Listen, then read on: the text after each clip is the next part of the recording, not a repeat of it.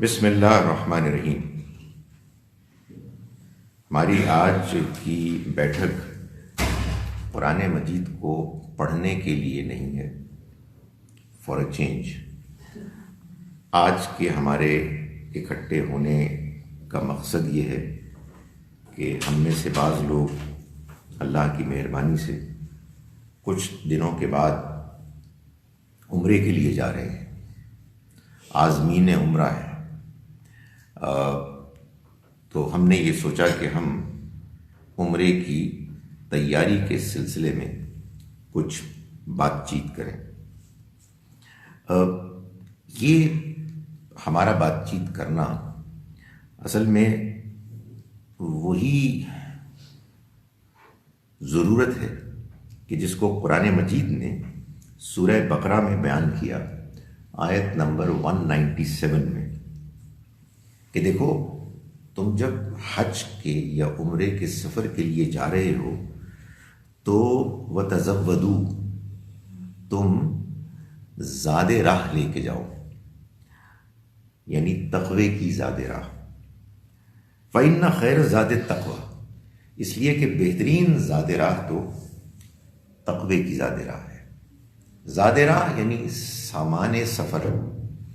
تو آپ سفر کے لیے جب نکلتے ہیں تو آپ سوچتے ہیں کہ بھائی کپڑے موسم کے لحاظ سے ٹھیک ہیں، کافی ہیں، پیسے ہیں کہ نہیں ہیں، کھانے پینے کا بندوبست ہے، ہوٹل والا کی ارینجمنٹ ہے۔ یہ ساری فکریں تو تم کر ہی لو گے، اس لیے کہ یہ تو ظاہر ہے کہ انسان جب بھی کوئی سفر کرتا ہے اس کے بارے میں سوچتا ہے، مگر اللہ تعالیٰ کے جو اللہ تعالیٰ کرتے ہیں ہمیں وہ باتیں بتاتے ہیں جو باتیں ہم نظر انداز کر دیتے ہیں۔ تو فرمایا کہ دیکھو جب تم نکل رہے ہو تو اپنے ساتھ تقوی کا زاد راہ لے کے جاؤ، اس لیے کہ بہترین زاد راہ تو تقوی کا زاد راہ ہے۔ یعنی مطلب یہ ہے کہ تم اپنے اندر سفر کا آغاز کرنے سے پہلے ہی اس احساس کو پیدا کرنا شروع کر دو کہ تمہیں اللہ کے سامنے کھڑا ہونا ہے، تمہیں اس کو جواب دینا ہے، تم جواب دہی میں اکیلے ہوگے۔ تو اس لیے اپنے آپ کو ان کمزوریوں، ان برائیوں سے آزاد کرنے کی کوشش کرو، اور جب اللہ کے گھر کی طرف نکلو تو تم اس جذبے، اس روح، اس مقصد کے ساتھ نکلو کہ جس میں تمہیں اللہ کا زیادہ سے زیادہ قرب حاصل ہو، تم اس روحانی سفر کے روحانی انعامات، مہربانیوں کا زیادہ سے زیادہ فائدہ اٹھاؤ۔ یہ قرآن مجید کی ہدایت ہے کہ جس کے مطابق ہم اس وقت بیٹھے یہ جاننے کی کوشش کر رہے ہیں کہ ہم یہ تیاری کیسے کریں۔ میں اس تیاری کے سلسلے میں آپ کو اصل میں عمرے میں جو کچھ ہوتا ہے اس کا تعارف کراؤں گا۔ آپ شاید میرے جملے سے یہ سمجھیں کہ میں آپ کو بتاؤں گا کہ احرام کیسے باندھتے ہیں اور اس کے بعد کیسے چلنا شروع کرتے ہیں، اور پھر تلبیہ کیسے پڑھتے ہیں، اور پھر میقات آتا ہے تو پھر کیا کرتے ہیں۔ نہیں، میں یہ نہیں بتاؤں گا۔ کیوں نہیں بتاؤں گا؟ اس لیے کہ یہ تو آپ کو معلوم ہی ہے، اور ہو سکتا ہے مجھ سے زیادہ ہی معلوم۔ آپ مجھ سے زیادہ تفصیلات پوچھیں گے تو ہو سکتا ہے کہ میں پاس بھی نہ ہوں، لیکن میں آپ کو ایک اور بات بتانا چاہ رہا ہوں جو انفارچونیٹلی عام طور پہ بتائی نہیں جاتی، اور وہ ہے ان تمام تجربات کا مقصد کہ جن تجربات سے ہم گزرتے ہیں۔ قرآن مجید نے سورہ حج میں یہ بتایا ہے کہ یہ جو حج اور عمرہ ہے اس میں تم جن مقامات سے گزرتے ہو، جو طریقے اختیار کرتے ہو، یہ سب کیا ہیں؟ یہ شعائر اللہ ہے، یعنی یہ اللہ کی طرف سے دیے گئے ریلیجس سمبلز ہیں، مذہبی علامتیں ہیں۔ چنانچہ سورہ حج میں سورہ نمبر 22 آیت نمبر 32 میں حج بائی دا وے اگر کہیں ڈسکرائب ہوا ہے تو وہ یا سورہ بقرہ میں ہوا ہے آیات 196 سے آن ورڈز کچھ آیات میں، یا پھر سورہ حج میں ہوا ہے سورہ نمبر 22، اور یہ کوئی آیت چلتی ہے 26-27 سے کچھ 9-10 آیات ہیں، مگر اس میں حج ڈسکرائب نہیں ہوا ہے۔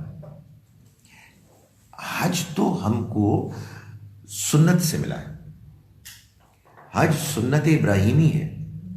ابراہیم علیہ السلام نے اللہ کا گھر تعمیر کرنے کے بعد حج کا سلسلہ شروع کیا، اور وہ تب سے لے کے اب تک بغیر کسی 1 سال کے انقطاع گیپ کے چلا آ رہا ہے۔ جب کوئی چیز اتنی ریگولرلی ہوتی ہے تو وہ ٹریڈیشن کا حصہ بن جاتی ہے، اور یہی معاملہ حج کے ساتھ ہے۔ آپ کو معلوم ہے، یہ بار بار بتاتا ہوں، یہی معاملہ نماز کے ساتھ ہے، یہی معاملہ روزے کے ساتھ ہے، یہی معاملہ زکوٰۃ کے ساتھ ہے، وغیرہ وغیرہ۔ تو ہمارا دین قرآن اور سنت پر مبنی ہے، قرآن بھی محفوظ ہے، سنت بھی محفوظ ہے۔ سو یہ حج ہم کو جو اللہ تعالیٰ نے بتایا ہے، یہ تو ہم جانتے ہی ہیں کہ اس میں کیا کچھ کرنا ہے، نہیں جانتے تو کچھ سیکھ لیں گے، کوئی بتا دے گا، مگر اس میں ہم جو کچھ کرتے ہیں، جن تجربات سے ہم گزرتے ہیں، ان کو اللہ تعالیٰ نے بتایا ہے کہ یہ شاعر اللہ ہے، اللہ کے شاعر، یعنی شعیرہ کی جمع ہے شاعر، جس کا مطلب ہے ریلیجس سمبلز، مذہبی علامتیں۔ یعنی اللہ نے بہت سی ان حقیقتوں کو کہ جو دین مذہب کے پوائنٹ آف ویو سے، اللہ کے پیغام کے نقطہ نظر سے نہایت اہم ہے، اللہ نے ان حقیقتوں کو کچھ علامتوں، سمبلز کے ذریعے سے ہمیں انٹروڈیوس کرایا ہے، اور ان سمبلز سے جب ہم گزرتے ہیں، جب ہم ان کا تجربہ کرتے ہیں، تو ہم کو حج اور عمرے کی وہ حقیقت ملتی ہے جو اصل میں اس کا مقصد ہے۔ بھائی بات یہ ہے کہ ہر کام کے 2 حصے ہوتے ہیں، ایک فارمیلٹیز جو ہم کو پوری کرنی ہوتی ہیں، اور ایک ان فارمیلٹیز کے پیچھے اصل اسپرٹ، پرپز، مقصد، target. So obviously a spirit without formalities is incomplete.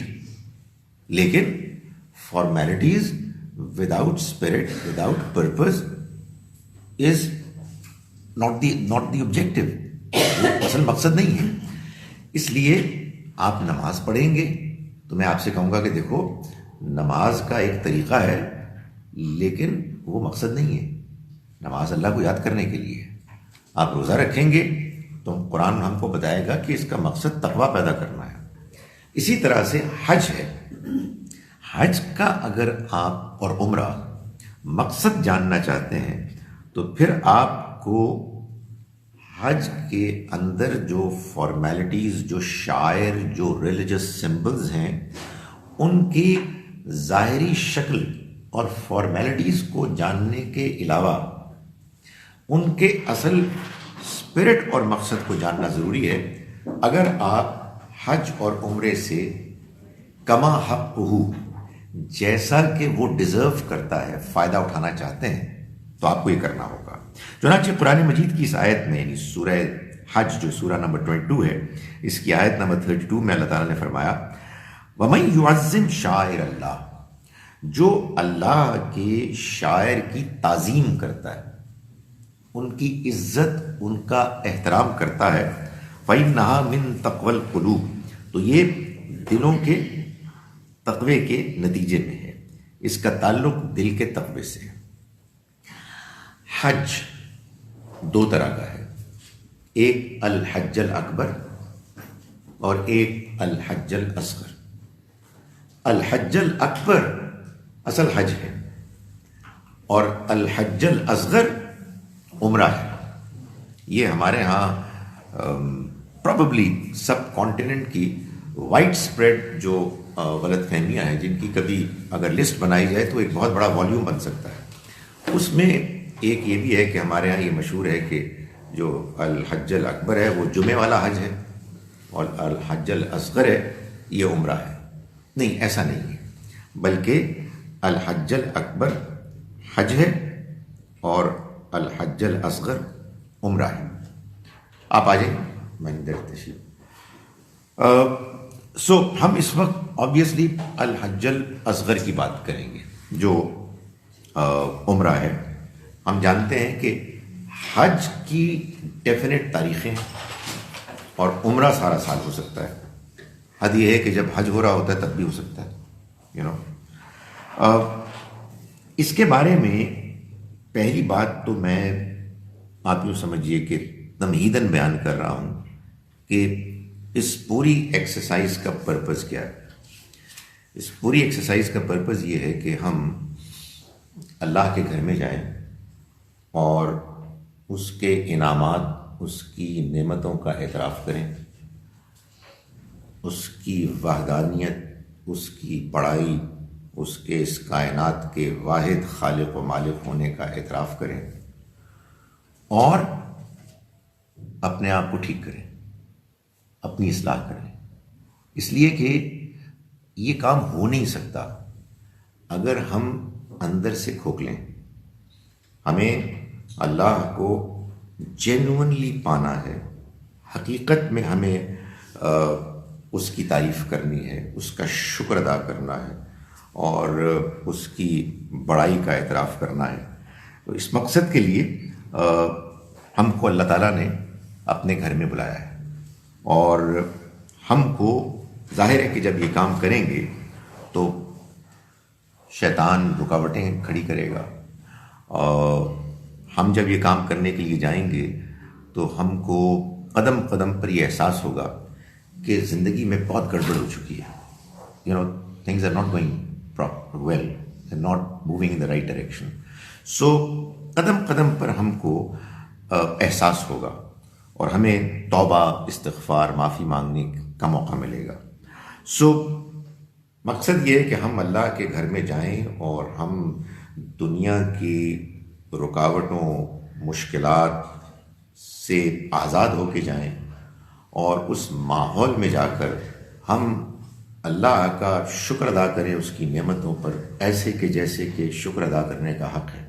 میں آپ کو آنیسٹلی بتا رہا ہوں، میں اس طرح کے جملے بہت سارے بولتا ہوں لیکن زبان سے نکلتے ہیں. یہ جو اندر والا ہوتا ہے نا، یہ چیز ہی کچھ اور ہوتی ہے. یہ کیفیت، ریئل پراپر فیلنگز یہ پیدا ہوں، یہ اصل میں اس کا مقصد ہے. سو اس کے لیے ہم حج کے لیے جاتے ہیں. اسی مقصد کو حاصل کرنے کے لیے ہم عمرے کا سفر کرتے ہیں. اب آپ دیکھیں، میں آپ کو اس کی جو ایک ایک فارمیلٹی ہے میں آپ کے سامنے بیان کروں گا، جو سب کے سب شاعر اللہ ہیں، یعنی ریلیجس سمبلس ہیں. ان میں نقطۂ آغاز ہے احرام. ہم حالت احرام میں آتے ہیں.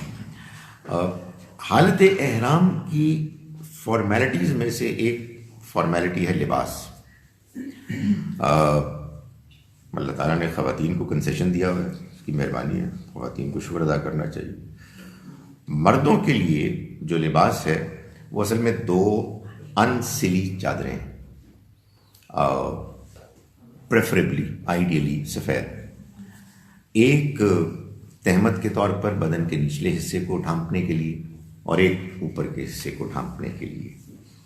یہ کیا ہے؟ یہ اصل میں آپ کو سمبولیکلی یہ بتایا جا رہا ہے کہ اب آپ دنیا چھوڑ کے جا رہے ہیں، اپنے رب سے ملنے جا رہے ہیں. تو جیسے ہمارا کوئی بھائی بہن دنیا سے رخصت ہوتا ہے تو ہم اس کو کفن پہناتے ہیں اور انہی چادروں سے لپیٹ کے رخصت کرتے ہیں، ایسے ہی سمبولیکلی آپ کو ایسا یونیفارم دیا گیا ہے کہ جس یونیفارم میں آپ آتے ہیں تو اگر بندے کے اندر اس کا احساس ہے کہ وہ کدھر جا رہا ہے تو وہیں سے ٹرانسفارمیشن کا آغاز ہو جاتا ہے کہ جناب دنیا bye bye, I am going, so please don't bother me. So یہ ایک غیر معمولی چیز ہے، اس کی ایک فارمیلٹی ہے. میں نے اب گزارش کی، انفارچونیٹلی عام طور پہ فارمیلٹیز زیادہ ڈسکس ہوتی ہیں. وہ جی 2 چادریں لے کے آنی ہیں، تولیے والی ہوں یا کڑی والی ہوں، وہ بالکل ٹھیک ہے، وہ جو بھی آپ کو کمفرٹ دیتی ہے وہ ٹھیک ہے. لیکن دا پرپز از کہ دا مومنٹ یو ڈون اس کو پہنے آپ، تو آپ کہیں یار میں جا رہا ہوں، میں نے دنیا چھوڑ دی اور میں اپنے رب کے پاس جا رہا ہوں، اور مجھے اپنے اوپر اب یہ کیفیت طاری کرنی ہے. چنانچہ یہ احرام ہے.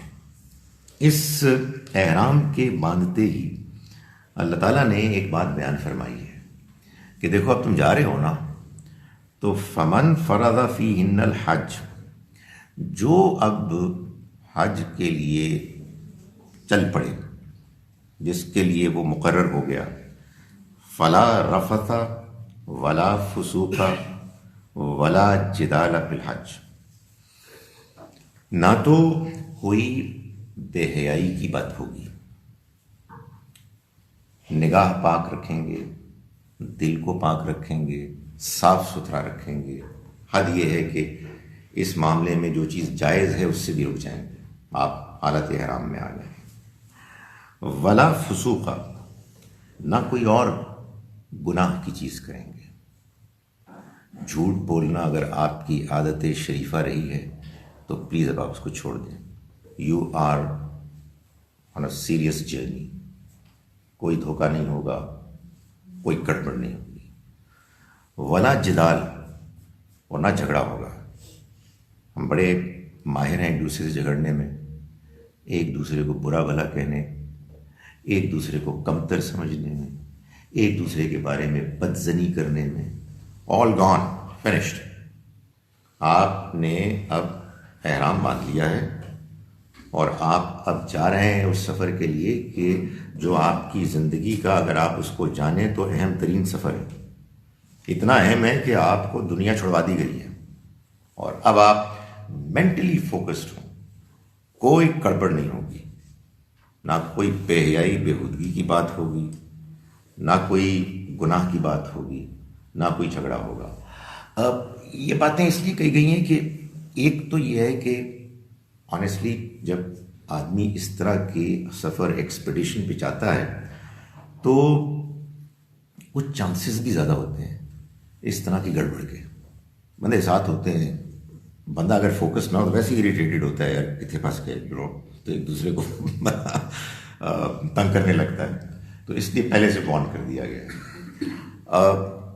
دوسری چیز یہ ہے کہ یہ اس لیے کہا گیا ہے کہ جو کام آپ کرنے چلے ہیں، اس کام میں اگر یہ چیزیں حائل ہو گئیں تو کام ستیاناش ہو گیا.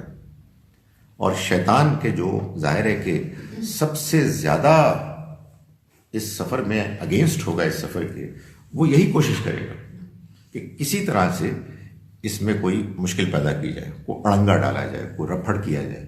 سو پہلے سے وارن کر دیا گیا. دیکھو فلا رفث ولا فسوق ولا جدال فی الحج. حج کے لیے اب آپ نکلے ہیں تو پلیز یہ ساری چیزیں آپ چھوڑ دیں اور آپ فوکس کریں. فار گاڈ سیک تھوڑی دیر کے بعد خدا کے سامنے کھڑا ہونا ہے. سو اپنی شیٹ کو یہیں سے کلین کر کے جائیں. سو پہلی چیز احرام ہے. دوسری چیز فوراً شروع ہو جاتی ہے تلبیہ. یہ آپ سمجھے، لوگ کہتے ہیں کہ دسو جی کی دعاواں پڑھیے. حج کی ایک ہی ذکر ہے حج کا، باقی جو آپ نے کرنا ہے کریں، اور وہ ہے لبیک اللہم لبیک. حاضر ہوں اے اللہ، میں حاضر ہوں. لبیک لا شریک لک لبیک، میں حاضر ہوں، تیرا کوئی شریک نہیں، میں حاضر ہوں. ان الحمد والنعمت لک والملک، تمام شکر اور تعریف، تمام نعمت تیری ہے اور تمام بادشاہی. لا شریک لک، تیرا کوئی شریک نہیں. یہ معلوم ہے کیا ہے؟ یہ در حقیقت اللہ نے جب ابراہیم علیہ السلام کو حکم دیا کہ اس کا گھر بنائیں وہ اور اسماعیل علیہ السلام، تو انہوں نے گھر بنا لیا. تو گھر کے بنانے کے بعد اللہ نے ابراہیم علیہ السلام کو کہا, اور یہ سورہ حج میں آیت نمبر 27 میں ہے کہ وَأَذِّن فِي النَّاسِ بِالْحَجِّ, تم لوگوں کو انوائٹ کرو, آزان دے دو حج کے لیے. تو معلوم ہے کیا ہوگا؟ یاتو کا رجالن, لوگ آئیں گے پیدل میں, وَعَلَىٰ كُلِّ ضَامِرٍ, اور دبلی پتلی اونٹنیوں پر, یاتین من کل فج عمیق, دور دراز دشوار گزار وادیوں سے گزر کے. سو کیا ہوتا ہے جب آپ احرام باندھ کے نکلتے ہیں تو جناب والا آپ اللہ کے انویٹیشن پر جا رہے ہیں. تو اپنے بیک میں حاضر. آپ سوچئے بندے کے اوپر کیفیت کہ خدایا تو نے مجھے انوائٹ کیا, اینڈ ہیئر آئی ایم. جس کو ہم کہتے ہیں نا کہ یار بندہ جاتا ہے توفیق سے, یہ واقعی وہی چیز ہے. یہ خدا تعالیٰ کی انویٹیشن پر آپ اس کے گھر پہ جا رہے ہیں, تو آپ یہ کہتے جاتے ہیں لبیک اللہم لبیک, لبیک لا شریک لک لبیک, میں حاضر ہوں, آئی ایم ہیئر. سو آدمی سوچے یار مطلب میرے کیا نصیب میں ہے کہ اللہ کے بندے, عظیم بندے ابراہیم نے اللہ کی طرف سے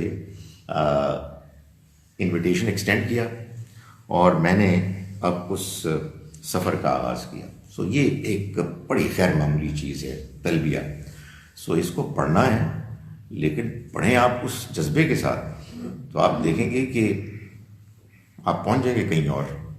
اس لیے بندہ کہے گا یار یہ تو خدا کا پیغام آیا مجھے, اور میں اب اس کے پیغام پہ آؤں. پیسے چھوٹے موٹے کسی بندے کا آپ کو پیغام آیا تو ہم لوٹی ڈالنا شروع کر دیتے ہیں. یہ خدا تعالیٰ کا پیغام آپ کو آیا ہے, اور آیا کس کے ذریعے سے؟ ابراہیم علیہ السلام کے ذریعے سے.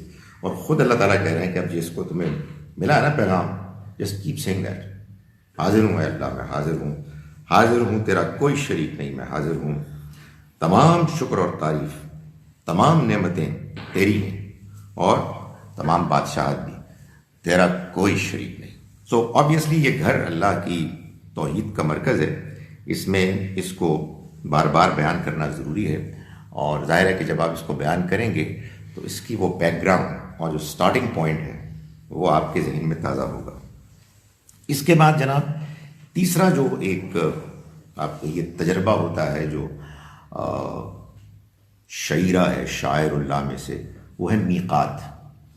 یہ 5 مختلف اسپاٹس ہیں, ناٹ ایکولی ڈسٹینسڈ فرام کعبہ. کوئی 100 کلومیٹر ہے, کوئی اس سے بھی کم ہے. مدینہ منورہ سے جو ہے وہ 450 کلومیٹر ہے. یہ کیا ہے؟ یہ اصل میں وہ مقامات ہیں ٹیکنیکلی کہ جن کو آپ کراس نہیں کر سکتے اگر آپ عمرے کی نیت سے جا رہے ہیں. میں عمرہ ہی کہہ رہا ہوں اس لیے کہ حج کے لیے بھی جاتے ہیں تو حج تمتع میں اصل میں پہلے آپ عمرہ کرتے ہیں, مگر یہ کہ آپ کو حالت احرام میں ہونا چاہیے. یعنی میقات کے بعد آپ احرام کی حالت کے بغیر نہیں ہو سکتے اگر آپ نے عمرے کے لیے جانا ہے. وہ ہم جو پاکستان سے جاتے ہیں اس میں ایک ٹیکنیکل مسئلہ ہے. وہ مسئلہ یہ ہے کہ وہ جو ہمارا جہاز ہے وہ لینڈ نہیں کرتا مگر یہ کہ وہ میقات کراس کر چکا ہوتا ہے. تو اس لیے یہاں ایک مشکل یہ ہوتی ہے کہ آپ یا تو ایئرپورٹ سے احرام کی حالت میں آتے ہیں, which is a better option, اس لیے کہ ہوائی جہاز میں تو آپ کو معلوم مشکل ہے وہ ٹوائلٹ میں جانا. سو یہ اصل میں وہ جگہ ہے. تو اس کا کیا ہے سمبولک سگنیفیکنس؟ اس کی سمبولک جو اس کا پیغام ہے وہ یہ ہے کہ ساری کائنات اللہ کی ہے, لیکن اس وقت ایک اسپرچول اس کے لیے تجربے کے لیے, کیوں جی ایس او پی کیا ہے quickly, what is the decision? خاموش ہو جائیں,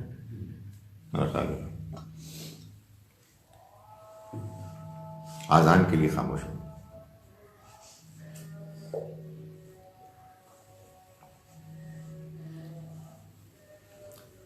اللہ اکبر.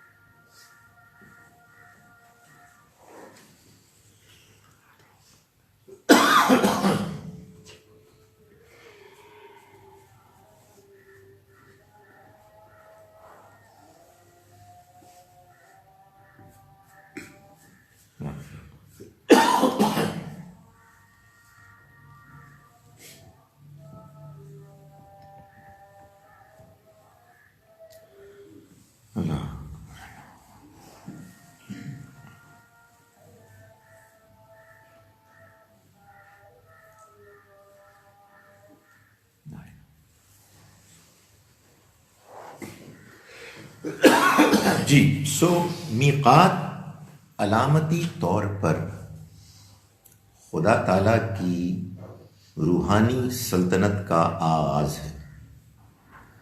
اس نقطے کے بعد اگر آپ نے اس کی سلطنت، ظاہر ساری کائنات اسی کی ہے، مگر حج اور عمرے کے لیے علامتی طور پر اس نے اپنی سلطنت کی باؤنڈریز کو ڈیفائن کیا ہوا ہے. آپ جب اس سے اندر داخل ہوں گے تو بادشاہ کائنات چاہتا ہے کہ پھر آپ کو you should be properly dressed, صحیح یونیفارم میں ہو اور آپ کا ایٹیچیوڈ بھی ٹھیک ہو.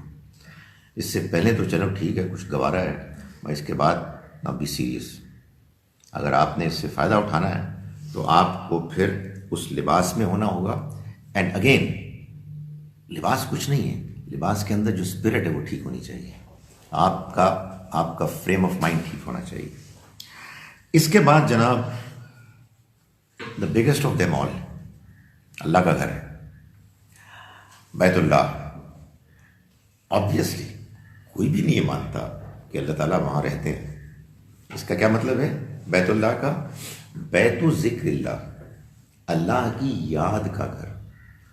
وہ گھر جو اس لیے تعمیر کیا گیا ہے کہ ہم اللہ کو یاد کریں، اسپرچولی ہم اس کی پریزنس کو محسوس کرتے ہیں. جب میں یہ بات کرتا ہوں تو ایک نیچرل سوال پیدا ہوتا ہے، ناراض نہ ہو تو الاؤ می ٹو سے ایک جائز سوال پیدا ہوتا ہے. اس لیے کہ ایک زمانہ تھا کہ ہم آپس میں کمیونیکیٹ ہی نہیں کرتے تھے. ویسے خیر انڈیا میں تو بہت کرتے تھے، لیکن بہرحال جن کو ہم کرٹیسائز کرتے ہیں کہ تم شرک کرتے ہو، وہ کہتے ہیں یہ پاجی تو اسی کی کر دے. بھائی اینٹ گارے کے ہم نے بھی بنائے ہوئے ہیں کچھ مورتیاں، اینٹ گارے کا آپ نے بھی ایک سٹرکچر بنایا ہوا ہے، تو مطلب ہم سے تو آپ بہت غصہ کرتے ہیں، اور خود آپ بائی دا وے کیا کر رہے ہیں؟ تو اس کے جواب میں عام طور پر تو ایک بہت غصے کا شٹ اپ ہوتا ہے، اور وہ اس لیے ہوتا ہے کہ ہمارے پاس جواب ہی کوئی نہیں ہے. تو بھائی وہ سوال بالکل جائز ہے. اب آپ جواب سمجھیں، جواب کے بارے میں غور کریں. ہر چیلنج اصل میں آپ کے لیے موقع ہوتا ہے کہ آپ سوچیں دیانتداری سے، اور یا کنفیوز ہو کے غائب ہو جائیں، یا کلیئر ہو کے اپنے ایمان کو، اپنے کانفیڈنس کو اور پختہ کریں. اور اگر کنفیوزڈ ہیں اور آپ اسٹرگل کر رہے ہیں، یہ بھی بہت بڑی بات ہے. اور میں آپ کو بتاؤں، کبھی اللہ تعالیٰ آپ کو مایوس نہیں کرتا اگر اس طرح کے کویسچنز میں اگر آپ متردد ہیں. قصہ مختصر یہ ہے کہ میں بڑی دو وجوہات ہیں جن کی بنا پر یہ وہ چیز نہیں ہے. پہلی کہ یہ گھر اللہ نے خود اپنے حکم سے بنوایا ہے. اللہ کی کتاب میں اس کا ذکر ہے، اور ٹریڈیشن بھی جو ہمارے پاس ہے وہ یہ بتاتی ہے کہ اللہ نے حکم دیا کہ اس کی یاد کے لیے گھر تعمیر کیا جائے. کوئی بت یا اس طرح کی کوئی اور مورتی، سمبل کسی پیغمبر، کسی کتاب، کسی مذہبی ٹریڈیشن میں جو ریلائبل اوتھینٹک ہے، کہیں ذکر نہیں ہے کہ خدا تعالیٰ کی طرف سے اس بات کا تقاضا کیا گیا. سیکنڈلی، جب کبھی بھی کسی اور اس کے علاوہ کسی سمبل کی طرف لوگ رخ کرتے ہیں، کسی بت، کسی اسٹیچو، مورتی کی طرف، تو ہمیشہ کوئی نہ کوئی غیر اللہ، نان گاڈ ڈیٹی ہوتی ہے جس کو وہ پکارتے ہیں. کوئی لات، کوئی عزا، کوئی منات، کوئی جن، کوئی فرشتہ وغیرہ وغیرہ. اللہ کے گھر کو فیس کر کے سوائے اللہ کے کوئی یاد نہیں. نو بڈی. یہ ہمیں مسلمانوں کو بتانا چاہیے. ہمارے ذہن میں کوئی نہیں ہوتا سوائے اس کائنات کے خالق اور مالک کے. یہ اللہ کا گھر ہے کہ جس کو ہم وزٹ کرنے جاتے ہیں، اور اس کی عجیب شان ہے، اس کا روب ہے، اس کا کمال ہے کہ اس کو دیکھ کے اس میں کوئی شبہ نہیں ہے کہ آدمی کے اندر خدا تعالیٰ کو جو یاد کرنے کا ایک رجحان انکلینیشن ہے وہ بہت زیادہ اسٹرینتھن ہو جاتا ہے، بہت زیادہ بڑھ جاتا ہے۔ یہ ہے وہ گھر کے جس کو وزٹ کرنے ہم جاتے ہیں۔ اس گھر کے ایک کونے میں ایک پتھر ہے جس کو حجر اسود کہتے ہیں، اس لیے کہ وہ کالا پتھر ہے۔ اس کے بارے میں خیر بڑی بحث ہے کہ کہاں سے آیا۔ مجھے جو بات زیادہ صحیح لگتی ہے وہ یہ ہے کہ یہ گھر معلوم ہوتا ہے کہ ابراہیم علیہ السلام سے بھی پہلے موجود تھا، رائٹ فرام دا بگننگ۔ پھر لوگ بگڑ گئے، اس کے پتھر اٹھا اٹھا کے وہ غائب ہونے لگے، تو معلوم ہوتا ہے کہ پورا سٹرکچر غائب ہو گیا، صرف ایک پتھر رہ گیا۔ تو جب ابراہیم علیہ السلام کو اللہ نے حکم دیا کہ تم میرے گھر کو دوبارہ تعمیر کرو، تو وہ یہاں آئے، انہوں نے تلاش کیا اور ان کو وہ پتھر ملا، انہوں نے اس ایریا کو ڈگ کیا، تو انہیں پھر وہ عمارت کا حصہ مل گیا جہاں سے پھر انہوں نے اس کی بنیادیں اٹھائیں۔ وَإِذْ يَرْفَعُ إِبْرَاهِيمُ الْقَوَاعِدَ مِنَ الْبَيْتِ، یاد کرو کہ جب ابراہیم بلند کر رہے تھے عمارت کی بنیادوں کو، اس گھر کی بنیادوں کو۔ اینی وے، سو یہ وہ ایک پتھر تھا جو اوریجنل تھا، اس کو وہاں نصب کر دیا گیا، اور یہیں سے ہم اپنے طواف کا آغاز کرتے ہیں۔ یہ پتھر معلوم ہوتا ہے جیسے کہ نبی صلی اللہ علیہ وسلم نے دعائیں مانگی اور طواف کیا، ان کے الفاظ سے کہ یہ اصل میں اللہ کا ہاتھ سمبولیکلی قرار دیا گیا ہے، یمین اللہ۔ قدیم زمانے میں ٹرائبل سسٹم میں ٹرائب کا جو چیف ہوتا تھا، جب کوئی عام آدمی یا کوئی آؤٹ سائڈر ٹرائب میں داخل ہونا چاہتا تو وہ اس چیف کے دائیں ہاتھ کو پکڑ کے اس کو چومتا اور اپنی وفاداری کا عہد کرتا۔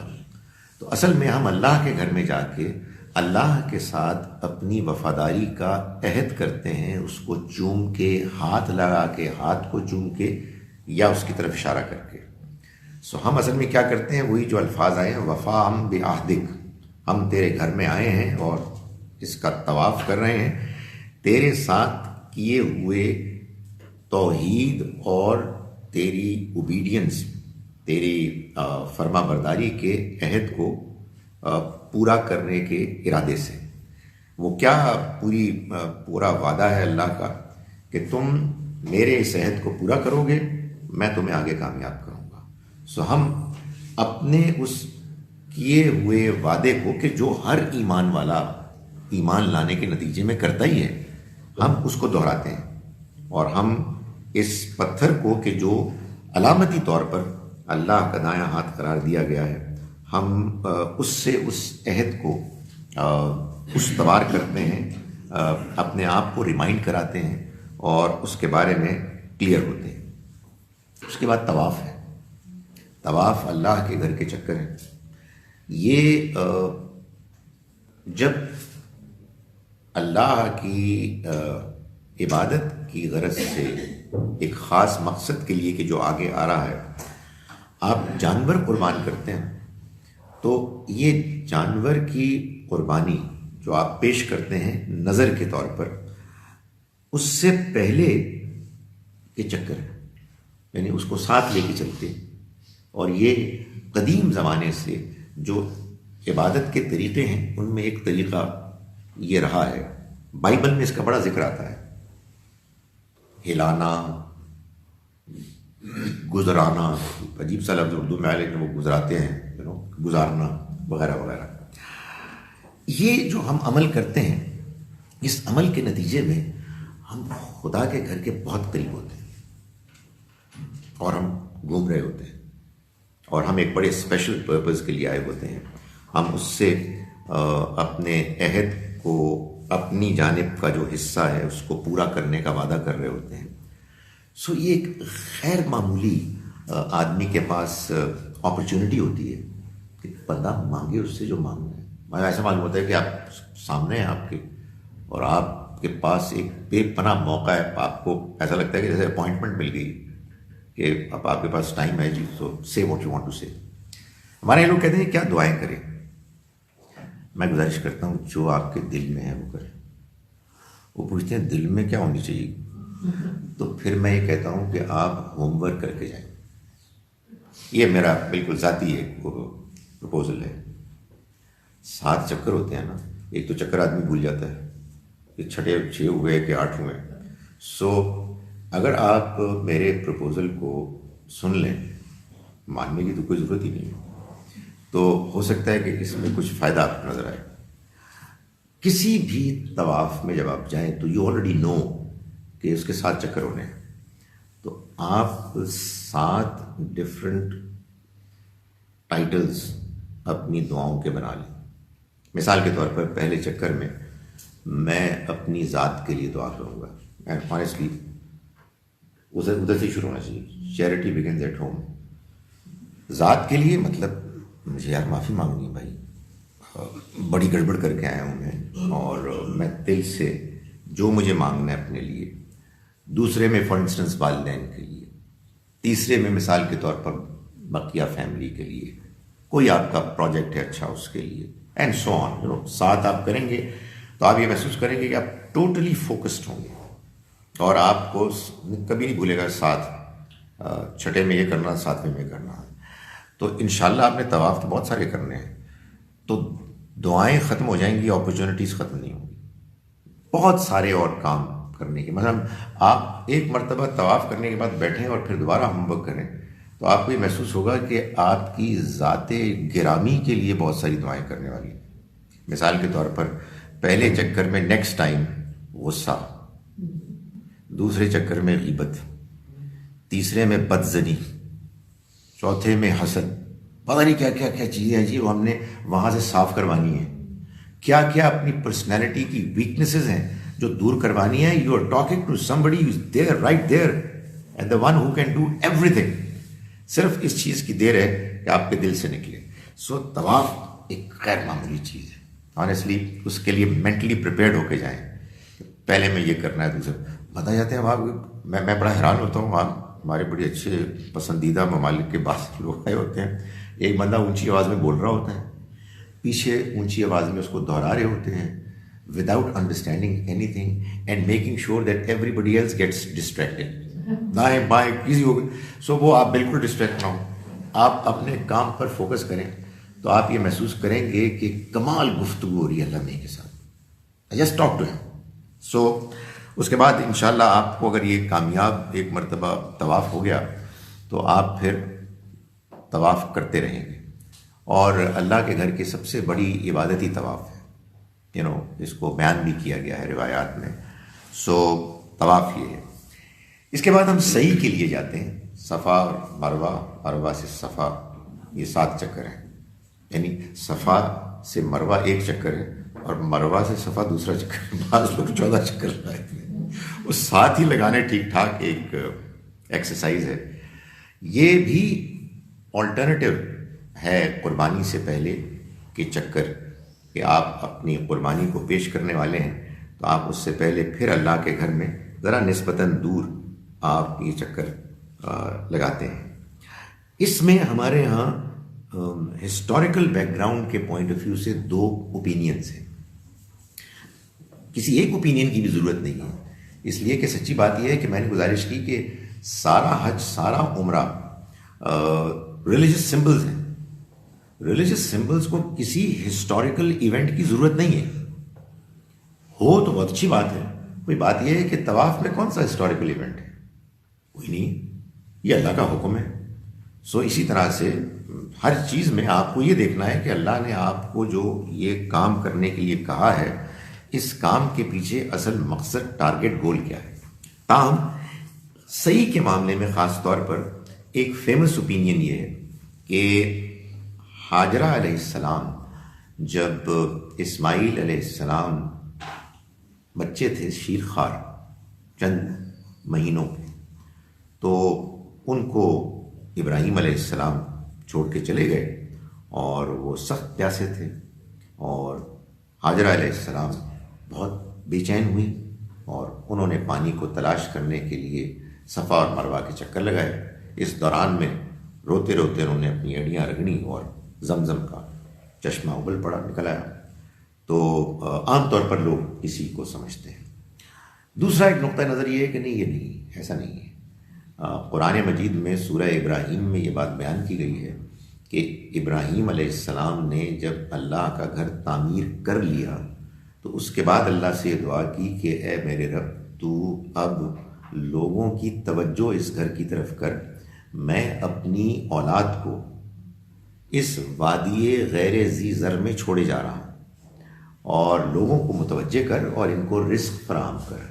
تو ظاہر ہے کہ اس موقع پر اسماعیل علیہ السلام 14-15 سال کے تھے، تو اللہ تعالیٰ یہ پوچھ سکتے تھے ابراہیم علیہ السلام سے کہ ابراہیم میرے بندے، کہ پچھلے 14-15 سال سے تم ان کو رزق دے رہے تھے، تو نہیں، اصل میں معلوم یہ ہوتا ہے کہ اصل میں یہ اللہ کا گھر بن گیا تو اس کے بعد ان کو وہاں چھوڑا، اور اس موقع پر جو اس سے پہلے اللہ نے اسماعیل علیہ السلام کے بارے میں ابراہیم علیہ السلام کو خواب میں جو دکھایا کہ وہ ان کو قربان کر رہے ہیں، تو ان کو قربانی کے پیش کرنے سے پہلے انہوں نے صفا مروہ کے چکر لگائے۔ میں نے گزارش کی، اس سے کوئی فرق نہیں پڑتا ایک واقعہ مانے یا دوسرا مانے، لیکن اصل چیز یہ ہے کہ اس صحیح میں بھی اصل میں ایک جذبہ ہونا چاہیے، اور وہ جذبہ یہ ہے کہ ہم خدا تعالیٰ کے لیے، اس کے دین کے لیے، اچھائی بھلائی کے کاموں کے لیے ہم زندگی میں وی ول کنٹینیو اور اسٹرگل، ہم اپنی کوشش جاری رکھیں گے، ادھر سے ادھر، ادھر سے ادھر۔ سو یہ جذبہ ہے کہ جو ایک حاجی کے اندر ہونا چاہیے، حاجی اور حاجن یا وٹ ایور۔ اس کے بعد جناب عمرہ ختم ہوتا ہے جب آپ حلق کرتے ہیں، یعنی سر منڈواتے ہیں۔ سر کے بال کتروانا، کم کرنا، یہ بھی ایک آپشن ہے، لیسر آپشن ہے، لیکن اصل چیز سر منڈوانا ہے۔ میں نے گزارش کی کہ اللہ میاں خواتین پر مہربان ہیں، انہوں نے پہلے احرام میں بھی ان پہ مہربانی فرمائی ہے، ادھر بھی انہوں نے کہا ہے کہ بس ایک ہلکی سی جو نا وہ کاٹ دیں آخر میں، کیا کہتے ہیں، ہاں بلیڈ۔ سو اور جذبہ پیدا کرنے کے لیے ٹینڈ والے مردوں کو دیکھیں جو ان کے سامنے تلواریں ہوں گی۔ اور یہ جذبہ کیا ہے؟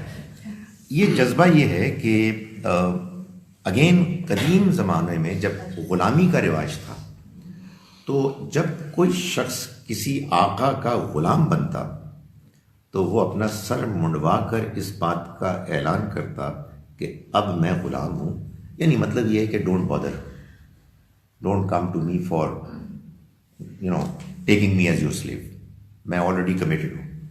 یہ سمبولیکلی اظہار ہوتا ہے کہ اب میں اپنے رب کے ساتھ کمیٹڈ ہوں، شیطان پیچھے جائے، میں نے اپنے رب کے ساتھ وعدہ کر لیا ہے اور میں اب اس کی وفاداری، فرما برداری اور عبادت کے لیے اپنے آپ کو ڈیووٹ کر رہا ہوں، اور سمبولیکلی میں نے اپنا سر منڈوا لیا ہے۔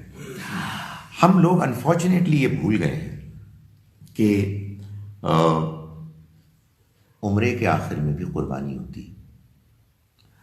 قربانی چاہے حج کی ہو، قربانی چاہے عمرے کی ہو، دونوں نفلی عبادت ہے، دونوں آبلیگیٹری نہیں ہے۔ آپ حج کی قربانی کو نان آبلیگیٹری سن کر حیرت سے مجھے نہ دیکھیں، یہ جو آپ حج میں قربانی دیتے ہیں یہ حج کی قربانی نہیں ہوتی، یہ حج تمتع کرنے کی قربانی ہوتی ہے۔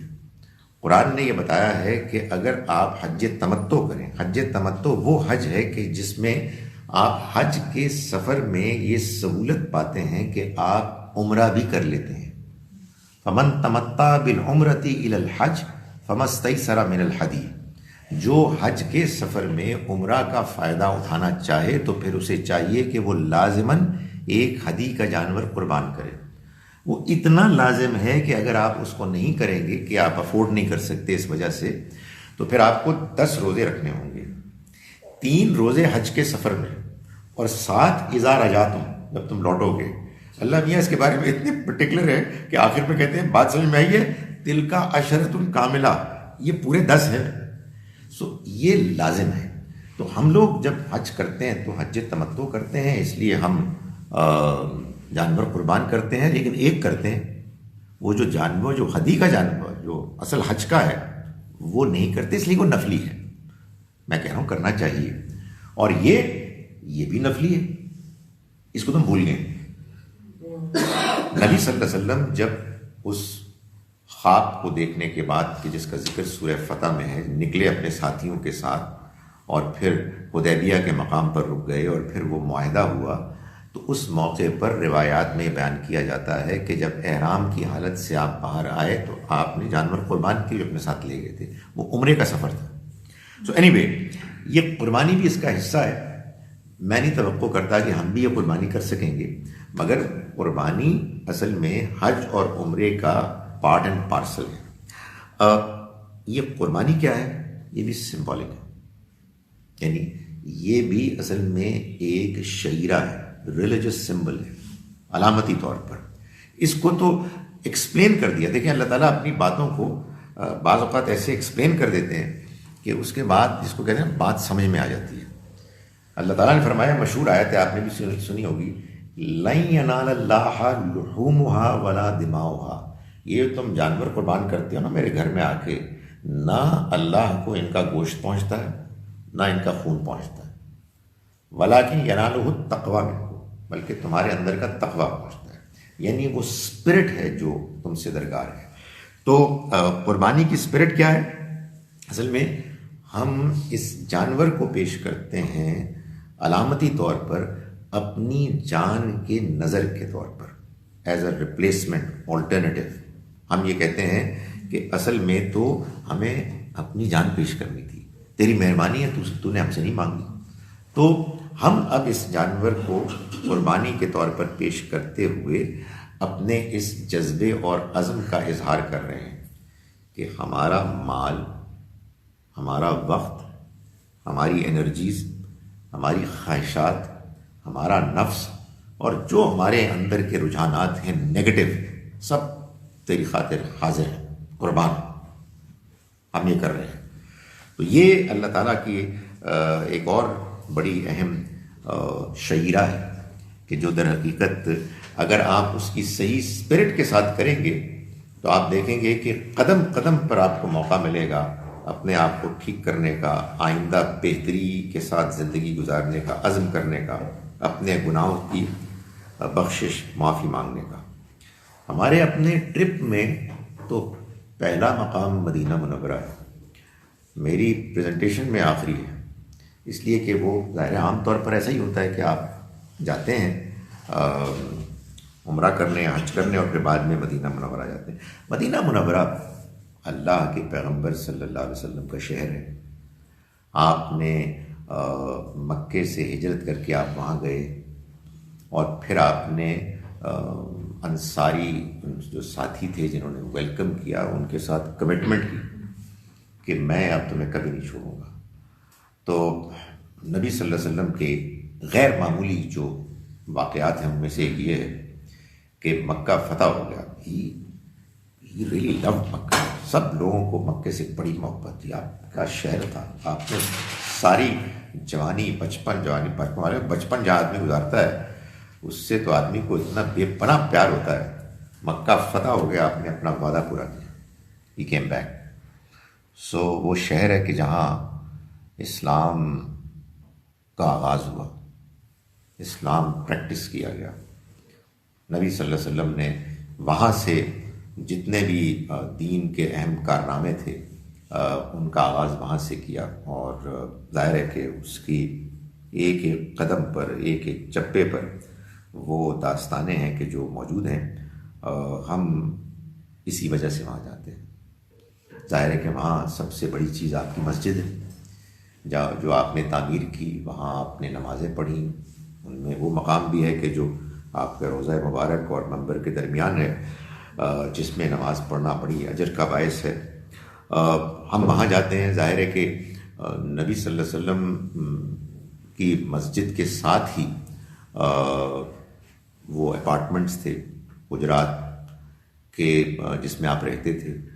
تو ان میں سے ایک حجرے میں آپ کا انتقال ہوا اور یہ بات طے ہوئی کہ پیغمبروں کی جنازہ نہیں اٹھتا. سو وہ جہاں ان کا انتقال ہوتا ہے وہیں ان کو دفنایا جاتا ہے. سو اسی ٹریڈیشن کو فالو کیا گیا. چنانچہ وہ مسجد ہی کے ساتھ ہے. عام آدمیوں کو، عام لوگوں کو اور پیغمبر کے علاوہ ساری عام ہیں اپنے آپ کو قبرستان میں دفن ہونے ہی کی وصیت کر کے جانا چاہیے. یہ کوئی حضور کے اسوہ کو فالو کرنے کا طریقہ نہیں کہ آپ کہیں میری بھی مسجد کے ساتھ ہی خبر ہو. وہاں جب ہم جائیں گے تو ظاہر ہے کہ ہم نبی صلی اللہ علیہ وسلم کے روضہ مبارک کو بھی فیس کریں گے اور ہم آپ کے لیے درود پڑھیں گے. درود کیا ہے؟ دعا ہے آپ کے لیے. یہ ہم کو سکھایا گیا ہے کہ جب آپ قبرستان جائیں تو آپ یہاں بھی قبرستان جائیں کہیں بھی تو آپ جس طرح سے ایڈریس کرتے ہیں، یہ ہر زبان میں آئی ایم شیور فصاحت و بلاغت کا ایک طریقہ ہوتا ہے. عربی زبان میں بھی ہے ایسے ہی کہ آپ کہتے ہیں السلام علیکم یا اہل القبور، سلامتی ہو تم پر اے قبر والوں. اور پھر الفاظ ہیں کہ انتم سلفنا، تم ہم سے پہلے چلے گئے، ونحن بالاثر، اور ہم بھی نقش قدم پہ تمہارے پیچھے پیچھے آ رہے ہیں. یہی مطلب یہ کہ ہمیں بھی کوئی زیادہ دیر نہیں لگے گی. Welcome to you. S block کے قبرستان میں نہ ہوا تو فیز 7 والے میں چلے جائیں گے، ادھر سب کچھ بھر گیا ہے، لیکن آئیں گے ادھر ہی. The reason I'm mentioning it is کہ ہم السلام علیکم یا اہل القبور کہتے ہیں. میرا خیال ہے کہ وداؤٹ امیجننگ کہ وہ ہماری بات سن رہے ہیں، یہ بیان کا انداز ہے. میں آج اتفاق سے میرے والد مرحوم کی 43rd انتقال کا دن برسی ہے، تو ایسے ہی مجھے جی چاہے میں کہوں گا ابا جان آپ گزر گئے اور ہمیں چھوڑ گئے، تو I know that I am not talking to him. میں تو اپنے دل کی جذبات کا اظہار کر رہا ہوں.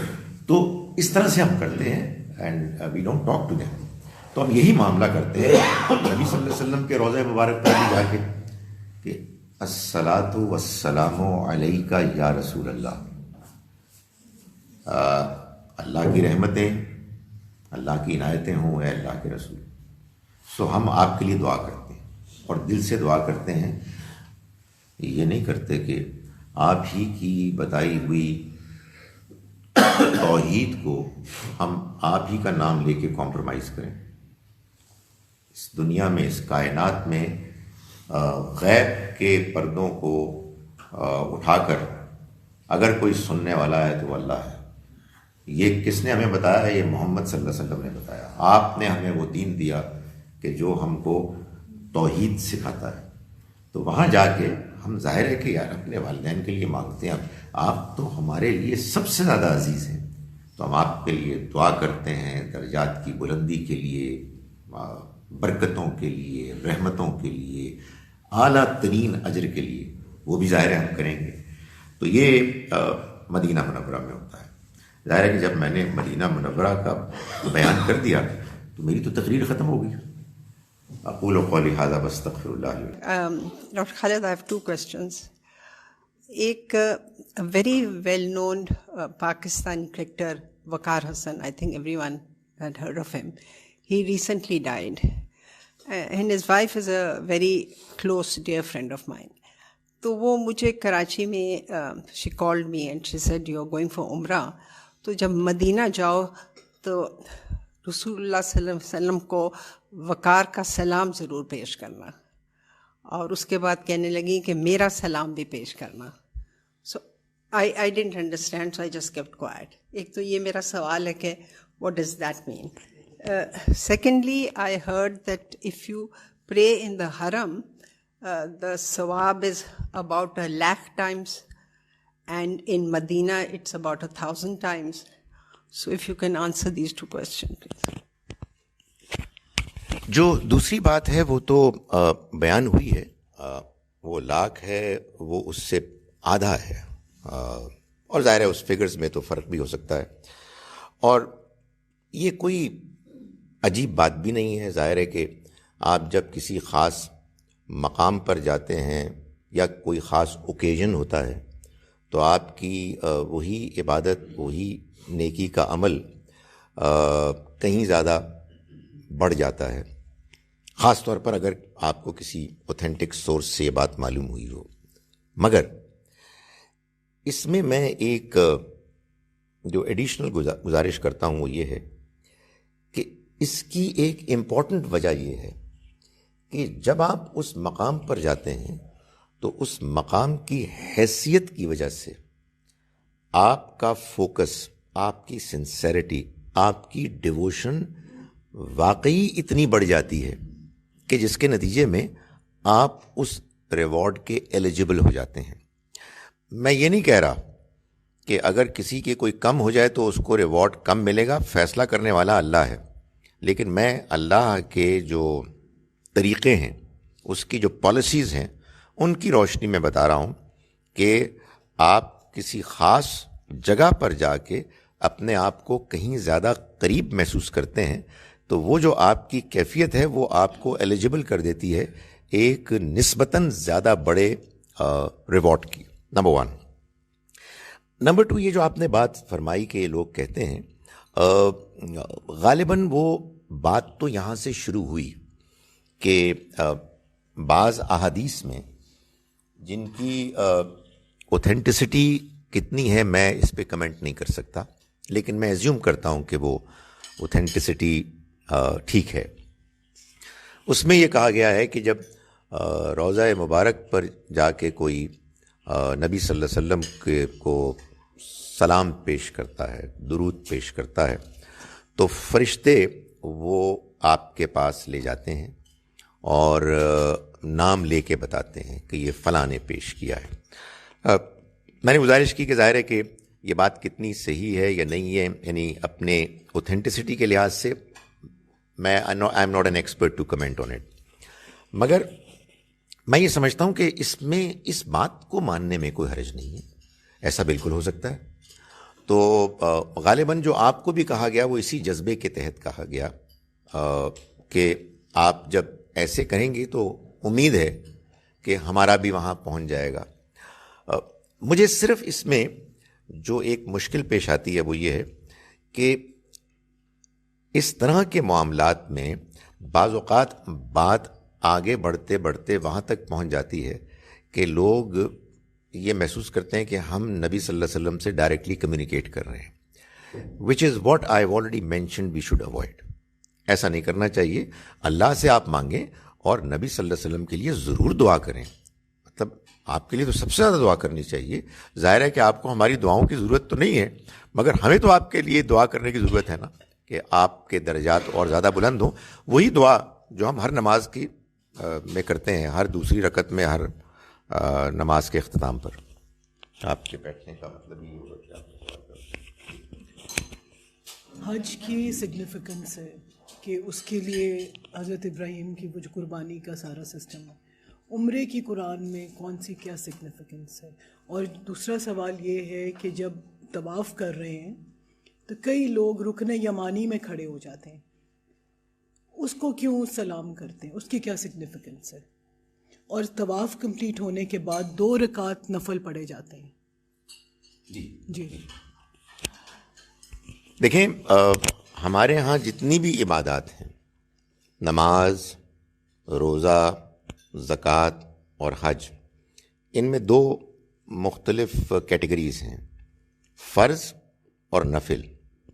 تو جیسے نماز کے نوافل ہیں، ایسے ہی حج میں حج اللہ کے گھر میں حج فرض ہے، اور اس کے علاوہ نفل کے لیے بھی راستہ کھلا ہوا ہے.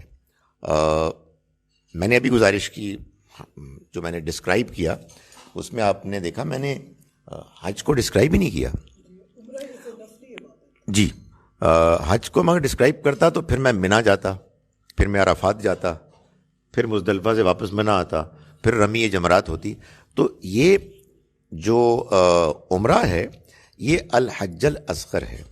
مقاصد دونوں کے ایک ہی ہیں، اللہ کے گھر میں جانا، اللہ کے بلاوے پہ جانا، اللہ کی بڑائی، اس کی مہربانیوں کا اعتراف کرنا، اپنے اور اللہ کے دشمن شیطان کے اس ریزولو کو ڈیفیٹ کرنا کہ جو اس نے ایک اعلان کیا تھا کہ میں تیرے ان بندوں کو کہ جن کو تو نے چنا کہ میں ان سے سپیریئر ہونے کے باوجود ان کے آگے جھکوں، میں یہ ثابت کروں گا کہ یہ اس قابل نہیں تھے. تو ہم وہاں جاتے ہیں اور ہم اللہ کے ساتھ وفاداری کا عہد کرتے ہیں، اور ہم وہ سارے کام کرتے ہیں کہ جس میں ہم اپنے آپ کو امپروو کرتے ہیں اور شیطان کے حملوں سے اپنے آپ کو بچانے کا بھرپور اہتمام کرتے ہیں. یہ جو رکن یمانی ہے، بعض اوقات یہ ہوتا ہے کہ آپ کے لیے حجر اسود کے قریب جانا رش کی وجہ سے ممکن نہیں ہوتا، تو اس کو تو اس کا ایک متبادل لیسر متبادل قرار دیا گیا ہے. تو اس کی بھی اس کے بارے میں بھی بتایا گیا ہے. آدمی کے جذبات ہوتا ہے نا، یعنی ہم ٹھیک ہے ہم مان لیتے ہیں کہ ہم حجر اسود کو نہیں چھو سکتے. سچی بات ہے، میں نے تو کئی مرتبہ ٹرائی کیا اور قریب جا کے میں نے فیصلہ کیا نہیں، میں نہیں کر سکتا. یا تو اپنا سر پھوڑوں گا یا کسی اور کو پھوڑ دوں گا. سو پھر آدمی کیا فیصلہ کرتا ہے کہ یار جو اس سے دور ہی سے ہمیں بتا دیا گیا ہے فارمیلٹی کو پورا کرنا، ہم اسی پر اکتفا کرتے ہیں. سو اس لیے وہاں ایک اور اچھا موقع مل جاتا ہے کہ اگر وہ آپ کو میسر نہیں آیا تو آپ نے اس سے کم اپنے ان جذبات کی تسکین کر لی کہ جو بہرحال آدمی کے اندر ہوتے ہیں کہ ہم جائیں، ہم چھوئیں اور ہمارے اندر وہ فیلنگ کیفیت پیدا ہو، جو بعض اوقات پھر ہمیں موقع نہیں ملتا حجر اسود کو چھونے اور چومنے کی اپرچونٹی نہ ملنے کی وجہ سے. تیسرا کیا سوال تھا آپ کا؟ میں کہتا 2 رکعت نفل کا ذکر ہے، بالکل ہونا چاہیے.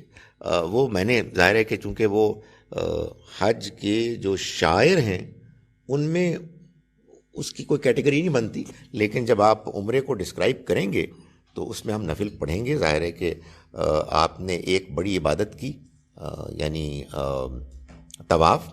اب ایک دوسرے عمل کی طرف جا رہے ہیں. بائی دا وے یہ جو آپ کی صحیح ہے، صحیح یہ نفل ہے. قرآن نے اس کو بیان کیا ہے، ان الصفا والمروہ من شعائر اللہ. صفا اور مروہ بھی اللہ کے شاعر میں سے ہیں. فمن حج البیت او اعتمر، چنانچہ جس نے گھر کا حج کیا یا عمرہ کیا، فلا جناح علیہ، تو اس پر کوئی گناہ نہیں، ان یطوف بہما، کہ اگر وہ ان کا طواف کرے.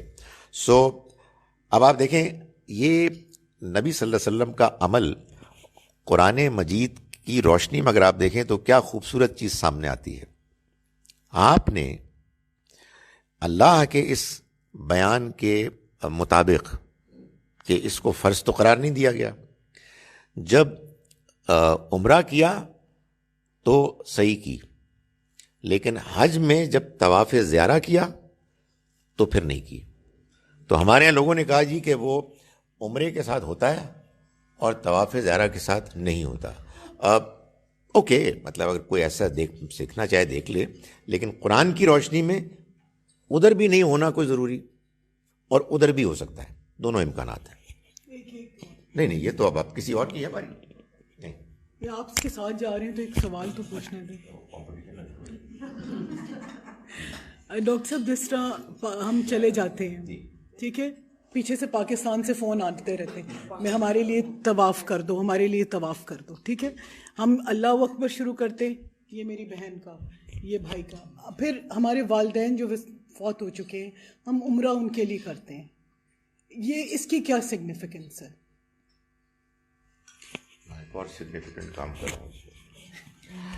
دیکھیے میں نے پہلے ہی بہت لبرٹی لے لی اپنی پلان کے برخلاف کہ میں نے آپ کو اپنی اوپینینز آپ کے اوپر ٹھونسنے کی کوشش کی. آپ میرے ساتھ جا رہے ہیں تو میں اپنی اوپینینز بتا دوں گا، کریں وہی جو آپ کا جی چاہتا ہے. بعد میں پتہ لگے کہ خالد ظہیر غلط کہتا تھا اور آپ بعد میں آگے پچھتائیں. So do what you want to do, but do listen. ابھی تو میں نے جواب شروع ہی نہیں کیا، ابھی تو میں تو میں آپ سے گزارش کر رہا ہوں کہ اس میں میرا جواب یہ ہے کہ کوئی کسی کے لیے کچھ نہیں کر سکتا. لیس للانسان الا ما سعی، انسان کے وہی چیز کام آئے گی جو وہ خود کرے گا. انہوں نے آپ کو کہہ دیا آپ کر لیں، میں آپ کو روکتا نہیں ہوں. ان کا کہنا اصل میں ان کے طواف میں جو ثواب ہے ان کو مل گیا. آپ نے کر دیا، ٹھیک ہے، ان کی تکمیل کر لی، لیکن خدا تعالیٰ اپنی باتوں کو خود کنٹرڈکٹ نہیں کرتا. اس نے یہ واضح کر دیا ہے کہ اس دنیا کا امتحان ایک فیئر امتحان ہے. اس میں ہر انسان وہی پائے گا جو وہ خود کرے گا، کوئی دوسرا اس کے لیے کچھ نہیں کر سکتا. ہمارے ہاں چونکہ ظاہر ہے کہ لوگوں کے اندر یہ بڑے جذبات ہوتے ہیں کہ ہم تحفے بھیجیں، جو لوگ زندہ ہیں ان کو بھی بھیجیں، اور جو فوت ہو گئے ہیں ان کے بارے میں تو زیادہ جذبات ہوتے ہیں. تو اس لیے پھر ہم حج بھی پیش کرتے ہیں، ہم عمرہ بھی پیش کرتے ہیں. میں ایک سوال کو پہلے سے ہی پری ایمپٹ کر لیتا ہوں، اور پھر عمرے پہ عمرے کرتے ہیں مسجد عائشہ جا کے. اور وہ کہتے ہیں جی اب یہ دادا جان کے لیے تھا تو نانی جان بھی تو فوت ہو گئی ہیں، تو ان کے لیے بھی کرنا ہے، تو فلاں کے لیے بھی کرنا ہے. There are two opinions. میرا اوپینین یہ ہے کہ اس طرح کی کوئی چیز ایسی نہیں ہے کہ جو ہمیں بتائی گئی. آپ کہیں گے نہیں حدیث میں کچھ واقعات آئے ہیں، ان واقعات میں سے کوئی ایک واقعہ بھی ایسا نہیں ہے کہ جس میں نبی صلی اللہ علیہ وسلم آگے بڑھ کر فرما رہے ہیں کہ بھائی تم اپنے فوت شدہ والدین کے لیے کیوں نہیں کرتے، تمہیں کیا ہو گیا ہے. لوگوں نے آ کے پوچھا، ان کو آپ جمع کریں تو معلوم ہوتا ہے کہ انہوں نے کہا جی کہ وہ والدہ صاحبہ تھیں، بڑی حسرت تھی ان کے دل میں، بڑی خواہش تھی، مگر حج کیے بغیر فوت ہو گئیں، تو میں ان کی جگہ کر لوں. آپ نے فرمایا کر لو. یعنی روکا نہیں کہ جو انہوں نے نیت کی تھی اس نیت کو تکمیل اگر کوئی کرنا چاہتا ہے تو اس کو اس کی سیٹسفیکشن اور ثواب مل جائے گا. وہ تو اپنی حسرت کی وجہ سے ثواب لے گئیں. یعنی بھلا کیا ایسا ہوگا خدا کے ہاں کہ کوئی ماں حج کی حسرت لیے دل میں رخصت ہو گئی اور اس کی کوئی اولاد نہیں تھی، اور اگر تھی تو اس کی جگہ کرنے والی نہیں تھی، تو اس کو کچھ نہیں ملے گا؟ نہیں، پورا پورا ملے گا.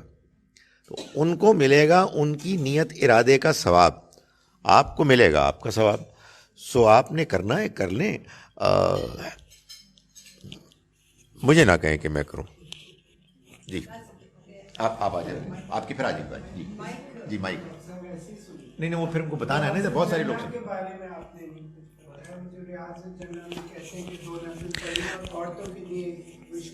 نہیں. ریاض الجنہ میں وہ جو جگہ ہے حجرہ مبارک اور ممبر کے درمیان، اس کی بہت فضیلت بیان ہوئی ہے. ظاہر ہے آپ غور فرمائیں کہ نبی صلی اللہ علیہ وسلم وہاں سے نکل کے اور ممبر پہ جاتے نماز پڑھتے تو کتنی مرتبہ آپ وہاں سے گزرے ہوں گے. تو ظاہر ہے کہ ایک بڑا اعلیٰ مقام ہے اور اس کا ثواب بیان کیا گیا ہے. خواتین کے لیے بھی انہوں نے اوقات مقرر کیے ہوئے ہیں، لیکن وہ آپ فکر نہ کریں، مردوں کے لیے بھی ایسی پرابلم ہے. میں تو جب بھی ایک آدھ مرتبہ موقع ملا تو مجھے نہیں معلوم ہے کس کی پیٹھ کے اوپر میرا سر ہوتا تھا. اتنے زیادہ لوگ ہوتے ہیں. ہمیں جی ایسے ہی ہے جی. آپ دیکھیں منا میں اور عرفات میں بھی ایسے ہی کیا ہے. یعنی عرفات میں خاص طور پر چونکہ جگہ تو بہرحال وہ لمیٹڈ ہے اور حاجی ماشاءاللہ ہر سال بڑھتے جا رہے ہیں، تو پھر وہ اس کو ایکسٹینڈ کر دیتے ہیں اور وہ یہ کہتے ہیں کہ اگر ٹینٹ پہ ٹینٹ اور ٹینٹ پہ ٹینٹ ہیں تو پھر یہ جہاں تک جائیں گے وہ اس میں انکلوڈیڈ ہوگا، وچ از رائٹ آبویسلی. یعنی کوئی ایسا تو نہیں ہے کہ خاص باؤنڈری کے بعد اللہ تعالیٰ کی مہربانیاں ختم ہو جائیں گی. آئیے.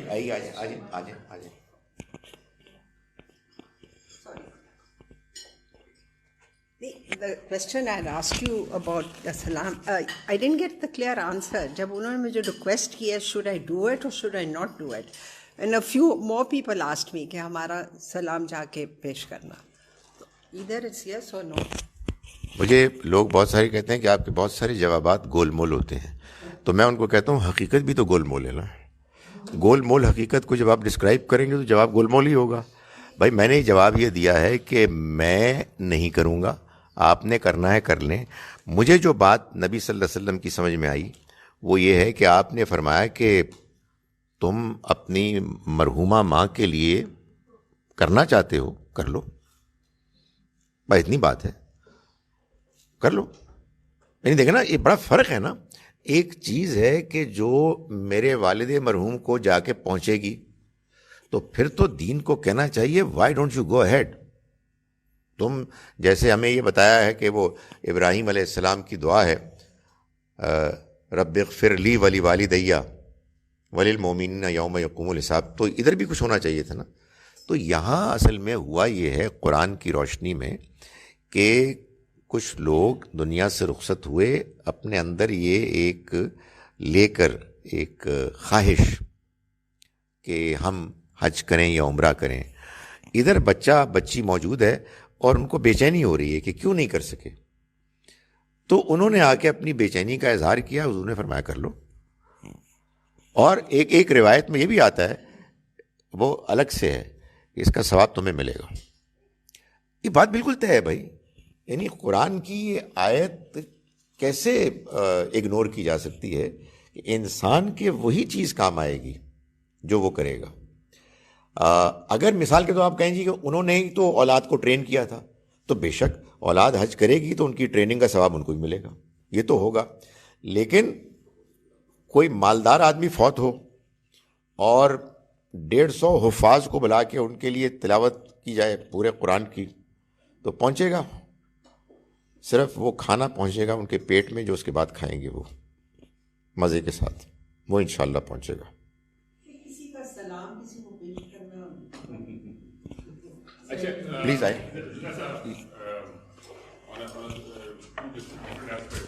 ایک تو آپ نے یہ والی بات کی نا کہ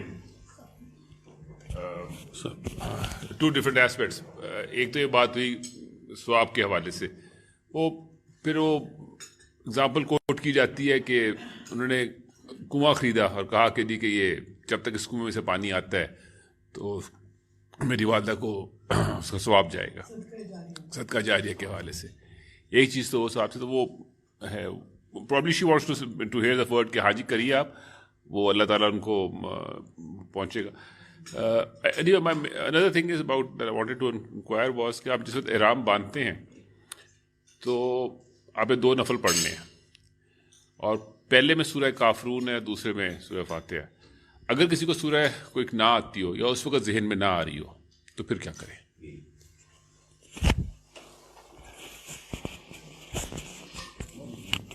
بڑے رہے.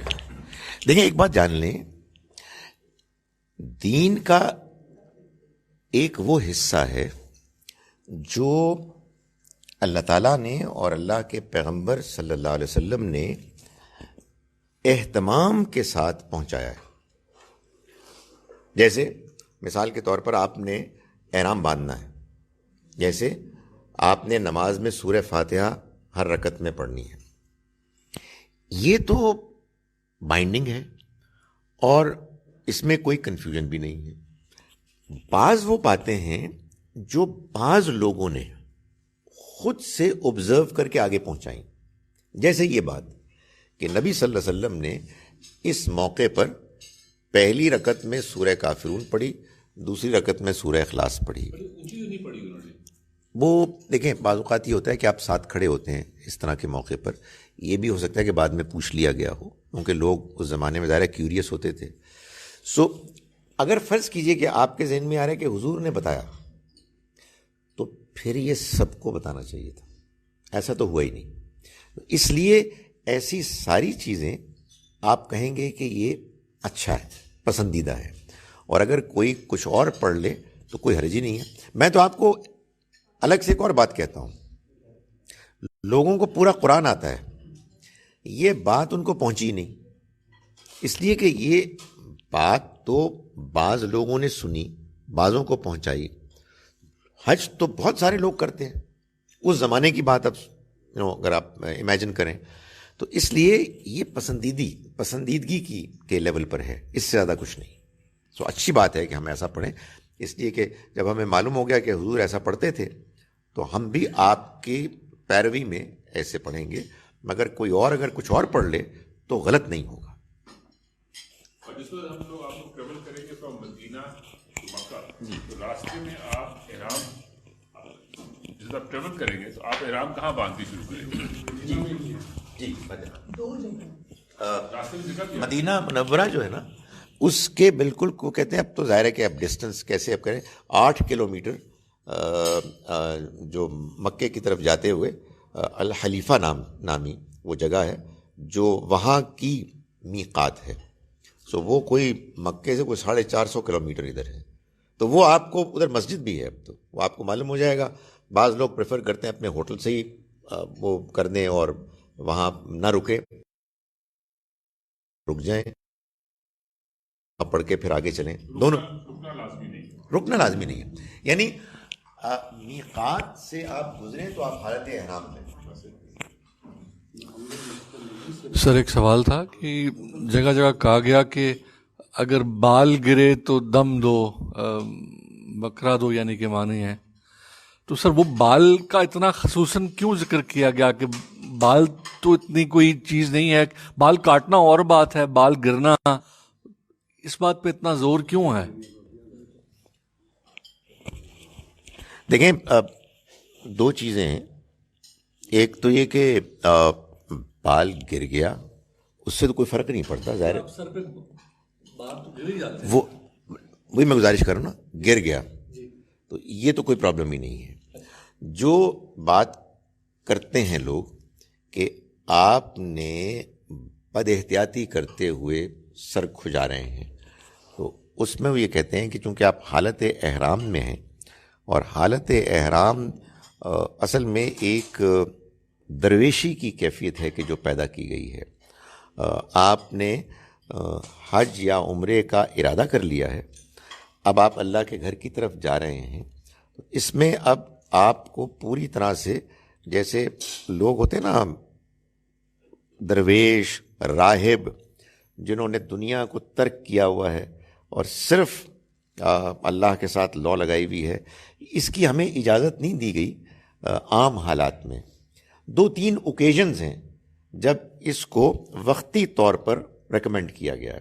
ایک طواف, ایک احرام کی حالت, اور ایک اگر کوئی جہاد کے لیے جائے تو ظاہر سب کچھ چھوڑ چھاڑ کے جاتا ہے.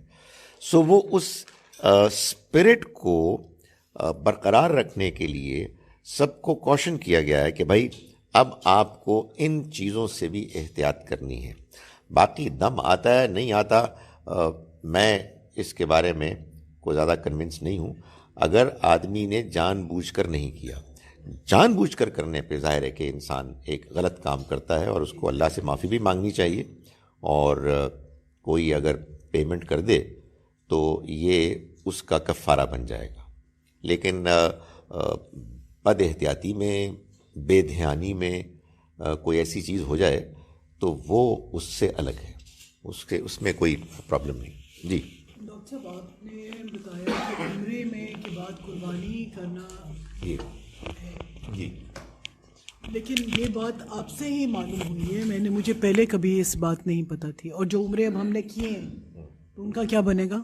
اختر کو دینا پڑے گی قربانیوں کی؟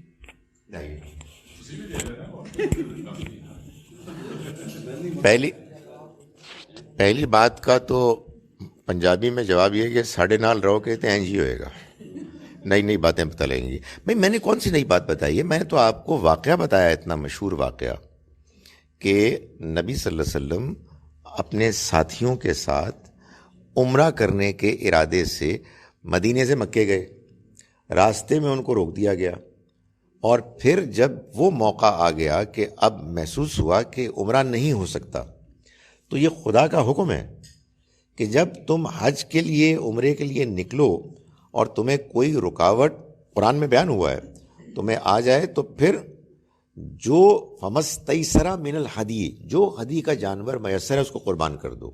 تو اسی حکم کے مطابق نبی صلی اللہ علیہ وسلم نے جو جانور آپ اپنے ساتھ لے کر آئے تھے, اور آپ حج کے لیے نہیں جا رہے تھے, عمرے کے لیے جا رہے تھے, تو اصل میں کیا ہوا ہے کہ ہمارے یہاں آپ کو معلوم ہے نا کہ حج میں بھی آپ کو نہیں پتہ لگتا جانور کہاں قربان ہوا, آپ کو یہ معلوم ہوتا ہے 11:30 بجے ہوگا.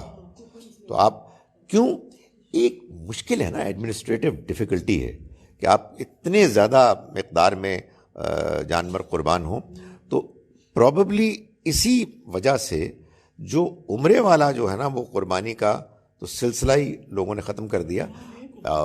لیکن میرا یہ خیال ہے کہ اس کو ریوائیو کرنا چاہیے. یہ بڑی عجیب سی بات ہے کہ ایک اللہ کے دین کا شہیرہ، ایک رکن، وہ بالکل اگنور ہو گیا.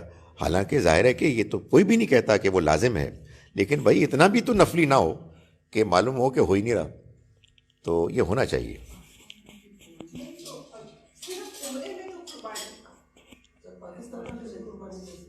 نہیں، یہ وہیں کی ہے، یہ وہیں کی ہے. یہ قربانی پاکستان میں نہیں دے سکتے آپ. میں پوچھ رہی ہوں کہ اگر ہم صرف عمرے کے لیے جا رہے ہیں تو قربانی تو لازم نہیں ہے اس کے لیے، تو اٹس ناٹ نیسسری. نہیں، سیکنڈلی جب ہم حج پہ جاتے ہیں اینڈ وی ڈو عمرہ، سو اس لیے ہم وہ قربانی کرتے ہیں. تو if we are just going simply, میں نے یہ تو گزارش کی نا کہ حج کی قربانی بھی اور عمرے کی قربانی بھی دونوں نفلی ہیں. حج کی وہ والی قربانی لازمی ہے کہ جو حج تمتع کی وجہ سے ہے، یعنی وہ اصل حج کی قربانی ہے ہی نہیں. یہی وجہ ہے کہ وہ بھی بڑی تعداد میں لوگ نہیں کرتے. یعنی یہ تو اصل میں حج تمتع کی قربانی، تو اگر مجھے آپ اجازت دیں تو اللہ تعالیٰ نے پینلٹی ڈالی ہے آپ پر کہ بھائی آپ کو جانا تو تھا حج کے سفر میں حج کرنے کے لیے، آپ کے اندر خواہش پیدا ہوئی ہے کہ عمرہ نہ کر لیں، تو چلو کر لو، لیکن پھر تمہیں قربانی دینی ہوگی. اور اگر وہ نہیں دی، اور ظاہر آدمی افورڈ نہیں کر سکتا، تو پھر 10 روزے رکھنے ہوں گے، 3 ادھر 7 ادھر. سو اللہ تعالیٰ اتنے پرٹیکولر ہیں اس کے بارے میں.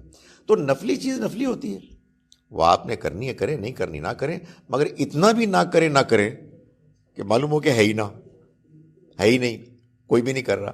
تو اس میں کچھ لوگوں کو تو کرنا چاہیے. میں یہ گزارش کر رہا ہوں. وہ ہمارے یہاں پرابلی اس کی کوئی اچھی ارینجمنٹ اب نہیں ہے، ہاں تو پھر کرنی چاہیے.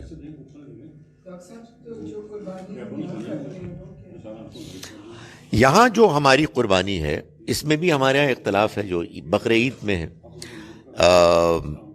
یہ قربانی بھی نفلی قربانی ہے، لیکن ہمارے یہاں بعض لوگ اس کو لازم سمجھتے ہیں، مگر وہ بھی نفلی ہے. تو یہ بقرعید ہے، یہ بھی کیا ہے، یہی حج کی قربانی کو ایکسٹینڈ کیا گیا آگے. ہم حج کے موقع پر وہاں تو موجود نہیں ہیں، تو ہم چاہتے ہیں کہ ہم اس میں کچھ انوالوڈ ہوں، ہم بھی اس اسپرٹ کا حصہ بنیں. تو اس وجہ سے یہاں بھی قربانی کے لیے کہا گیا ہے، اس لیے کہ قربانی خود ایک بہت بڑی چیز ہے. وہ ہمارے اصل میں ایک مشکل یہ ہے کہ لوگ کہتے ہیں جی کہ قربانی کی جگہ لوگوں کو ویسے ہی نہ پیسے دے دیں. بھائی ضرور دے دیں، لیکن وہ قربانی نہیں ہے. اللہ تعالیٰ نے کہہ دیا ہے کہ یہ قربانی گوشت کی وجہ سے نہیں ہے، نہ خون کی وجہ سے ہے. اس کے اندر تو ایک سمبولک اسپرٹ ہے کہ آپ نے، اور وہ آنیسٹلی پتہ نہیں ہوتی. میں اس میں ہمیشہ جب بقرعید آتی ہے تو میں سوچتا ہوں کہ یار یہ کیسے ہوگا کہ جب جانور قربان ہو رہا ہوگا تو میں اپنے رب سے اپنے دل میں یہ کہوں کہ حاضر ہوں، میرا مال، میری جان، میری خواہشات، سب کچھ تیرے حکم پر حاضر ہیں. یہ ہوتا ہی نہیں. اصل میں یہ جذبہ پیدا کرنے کے لیے سوچ بچار ہونی چاہیے کہ یہ کیسے کریں. ہمارے یہاں لوگوں کا خیال یہ ہوتا ہے کہ بکرے آئیں گے، زیادہ گوشت ہوگا، زیادہ غریبوں میں تقسیم کریں گے. غریبوں میں گوشت تقسیم کرنا بہت اچھی بات ہے، مگر وہ ایک بونس ہے، وہ قربانی کا اصل مقصد ہے ہی نہیں. جب آپ نے بکرا قربان کر دیا تو بھئی اب گوشت ہے، گوشت کو کیسے ڈسپوز آف کریں؟ تو it makes a lot of sense کہ آپ غریبوں میں تقسیم کر دیں. تو ہمارے یہاں لوگ اس پہ بہت زور دیتے ہیں کہ نہیں 3 حصے کریں، ایک اپنے لیے، ایک رشتہ داروں کے لیے. نہیں، آپ سارے کھا جائیں، خود سارے غریبوں کو دے دیں، کوئی فرق نہیں پڑتا. لیکن اچھی بات ہے کہ بھئی آپ کے پاس اتنی چیزیں آئی ہوئی ہیں، بیچارے کچھ لوگ ہیں جو سارا سال نہیں کھا پاتے، تو ان کو آپ دے دیں. مگر گزارش یہ ہے کہ لوگوں کا اب فوکس اس پہ ہے، اور اس وجہ سے یہ چیز مٹ گئی کہ بھئی یہ کر کیوں رہے ہیں. وہ جذبہ پیدا ہونا چاہیے. تو میں نے گزارش کی کہ سارا حج، سارا عمرہ وہ اصل میں ان ریلیجس سمبلز کے گرد گھومتا ہے، جن سمبلز کے پیچھے اصل اسپرٹ ہے کہ جس کو ہمیں تلاش کرنا چاہیے اور اپنے اندر پیدا کرنا چاہیے. وہ بڑی بڑی غیر معمولی چیز ہے. بڑی غیر معمولی چیز ہے. کبھی آدمی کو یہ احساس ہو جائے. آئی ایم سوری, اصل میں یہ ہماری کوتاہی ہے, ہم نے اثر پہلے پڑھ لی, آپ جا کے پڑھ لیں پلیز. دس از مجھے بعد میں خیال آ رہا تھا. اور بائی دا وے وہ مغربین نہیں ہوتی, وہ مغربین تو مغرب اور عشاء ہے, وہ ظہرین ہوتی. ریلی سوری, مجھے خیال ہوا تھا بعض لوگوں کے بارے میں, اور ایک یہ بھی خیال ہوا تھا کہ ہو سکتا ہے کہ کسی کو یہ خیال ہو کہ ہم یہ جو اثر پڑھ رہے ہیں اصل میں ظہر پڑھ رہے ہیں. جی جی آپ نے نا ڈاکٹر صاحب یہ جو عمرہ لوگ مان لیتے ہیں کہ یہ ہوگا تو ہم یہ کریں گے, وہ کیا؟ اچھا اوکے, یہ آپ نے خیر ایک بڑی اچھی بات پوچھی. یہ بھی ایک اور سوال سے لنکڈ ہے کہ یہ جو لوگ نظر مان لیتے ہیں, نبی صلی اللہ علیہ وسلم نے جو بعض موقعوں پر اولاد کو اجازت دی, اس میں ایک دو واقعات ایسے بھی ہیں کہ ماں نے باپ نے نظر مانی ہوئی تھی اور فوت ہو گئے, تو ایک پریشانی ہوتی ہے نا. تو پوچھا کہ جی ہم کر لیں, تو آپ نے فرمایا کہ بھائی بات یہ ہے کہ قرض چھوڑ کے جاتے تو نہ دیتے تم, تو یہ بھی کر لو. تو یہ اصل میں وہ چیز ہے. سو آپ نے اگر نظر مانی ہے, یعنی وعدہ کیا ہے اللہ سے کہ میرا فلاں کام ہو جائے گا تو میں عمرہ کروں گا, تو اول تو اس طرح کی اللہ تعالیٰ کے ساتھ ڈیل کرنے کی ضرورت ہی کوئی نہیں ہے. لیکن بہرحال اس سے روکا نہیں ہے.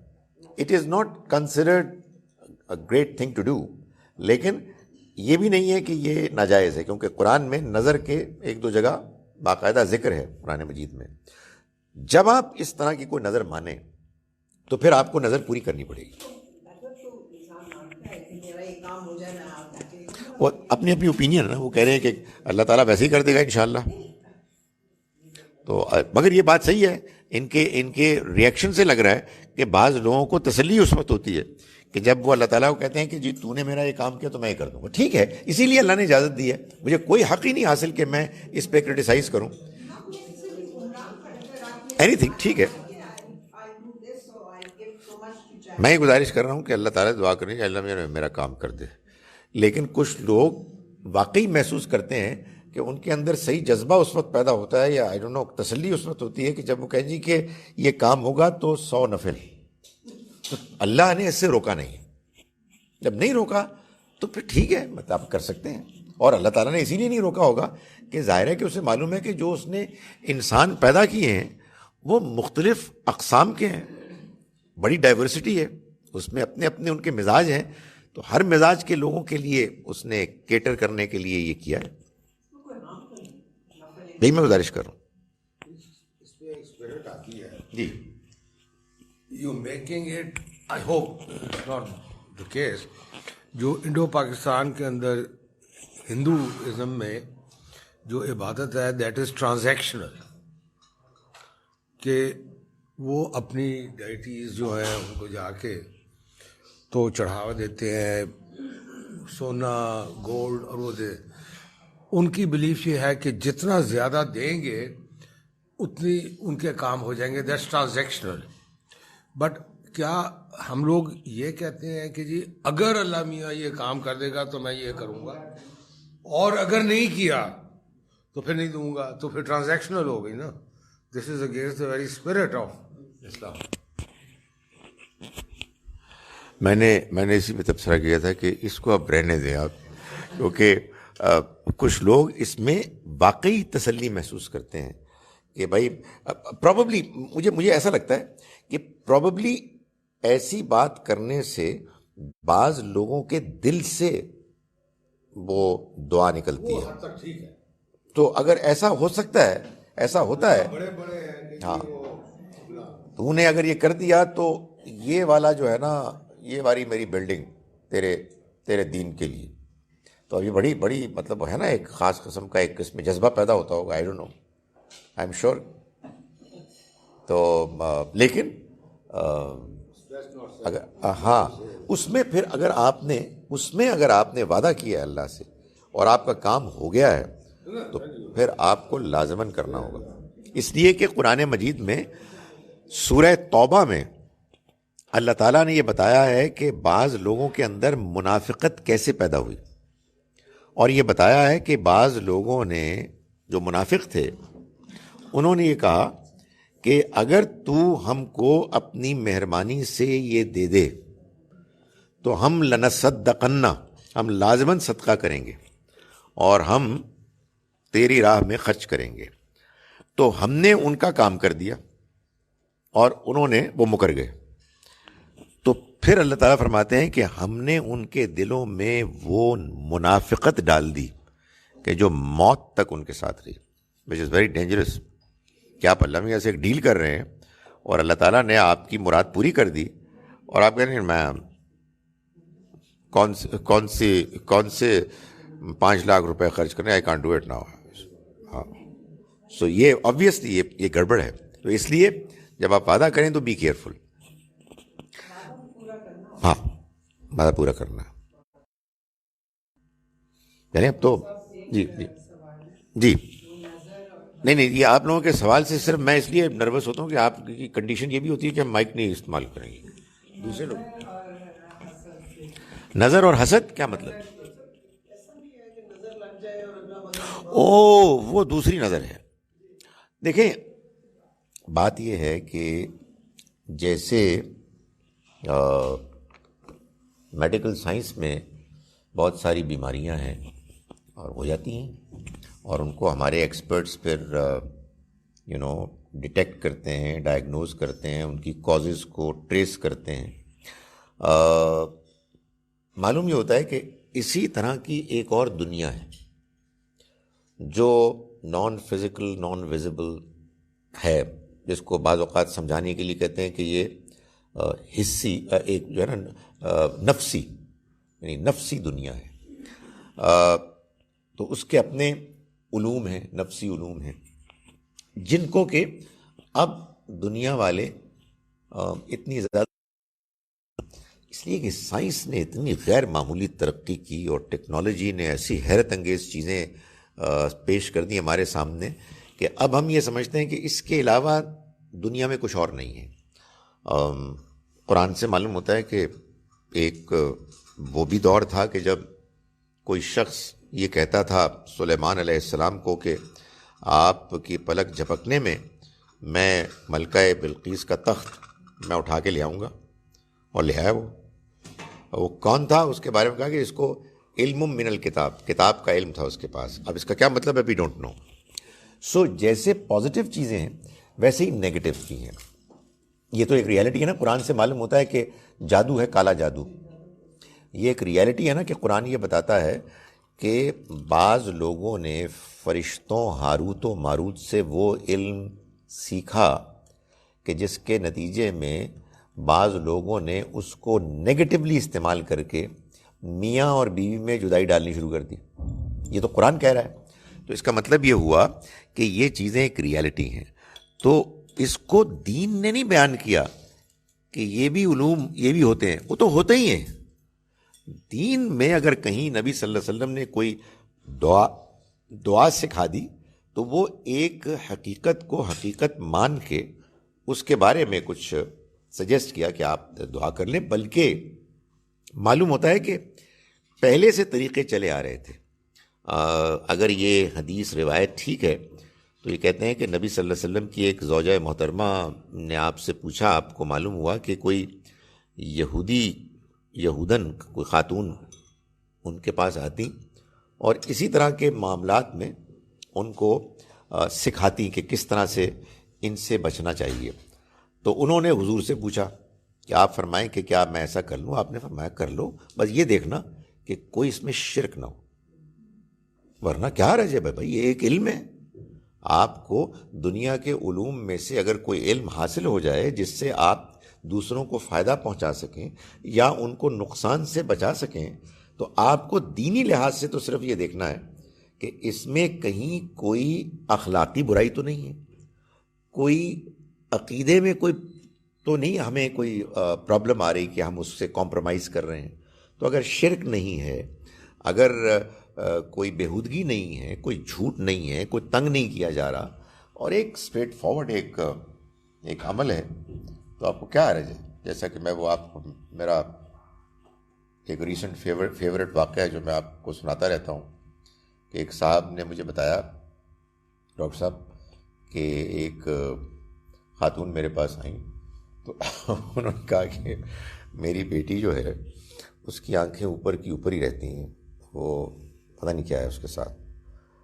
تو وہ کہتے ہیں, آپ کہہ سکتے ہیں کہ یار آپ بھی بہت ہی نائیو آدمی, آپ نے بات مان لی, بٹ بڑے ریلائبل آدمی, بڑے سیانے آدمی. انہوں نے کہا کہ میں نے دیکھا اور میرے رب نے میرے دل میں بات ڈالی, تو میں نے خاتون کو یہ سجیسٹ کیا کہ آپ ایسا کریں کہ اپنے شوہر کو نرگسی کوفتے کھلائیں. تو کہتے ہیں کہ 1-2 دن کے بعد وہ آئیں, انہوں نے کہا جی کہ میں نے کھلائے تو ہیں لیکن 20% بیٹی ٹھیک ہوئی ہے. تو کہتے ہیں میں نے ان کو کہا کہ 20% اس لیے ٹھیک ہوئی ہے کہ نرگسی کوفتے ٹھیک بنائے نہیں تھے. ان کا ویسے یہ آپ ٹھیک کہہ رہے ہیں, وہ قیمہ ٹھیک چڑھا نہیں اس کے اوپر. تو اگلی مرتبہ انہوں نے اگلے دن ٹھیک طرح سے بنائے, بیٹی ٹھیک ہو گئی. اب اگر یہ واقعہ ہے تو یار یہ کیا ہے مجھے نہیں پتا, ایک اور دنیا ہے یہ. اس دنیا کی کیا رموز ہیں, کیا اصول ہیں, کیا ہیں, آئی ہیو نو آئیڈیا. مگر میں تو اس طرح کی بہت ساری چیزیں سنتا رہتا ہوں. ظاہر آدمی کو بیوقوف نہیں ہونا چاہیے کہ آدمی کہیے خواہ تم گپوں کو مارتے ہو, مگر واٹ ایف آپ یہ جا کے پتہ کریں گے یہ ہو گیا تھا, اٹ ایکچولی ہیپن. جی صحیح کے بعد کچھ لوگ وہاں صفا پہ کھڑے ہو کے دعا مانگتے ہیں. یہ تو صحیح کا حصہ ہے, صحیح کا حصہ ہے کہ آپ وہاں کھڑے ہو کے دعا مانگیں. یہی ہاں یہی بہتر ہے. اور شروع میں یہی آیت پڑھتے ہیں جب ہم شروع کرتے ہیں نا, ان الصفا والمروۃ من شعائر اللہ. تو یہ تو اصل میں اس کی تفصیلات ہیں جو عام طور پر ہمیں مل جاتی ہیں کتابوں میں. اور ظاہر ہے کہ جو پروسیس ہم کو مسنون نبی صلی اللہ علیہ وسلم کی طرف سے معلوم ہوا ہے اس کو زیادہ سے زیادہ اپنانے کی کوشش کرنی چاہیے, اس لیے کہ ظاہر ہے کہ وہی صحیح طریقہ ہے. میں نے تو آج جو باتیں بیان کرنے کی کوشش کی وہ اصل میں اس پہلو سے متعلق تھیں کہ جو بالعموم اوجھل ہو جاتا ہے. یعنی ہم پروسیجر میں اتنے زیادہ انوالو ہو جاتے ہیں کہ معلوم ہوتا ہے کہ جو اصل مقصد ہے وہ غائب ہو رہا ہے.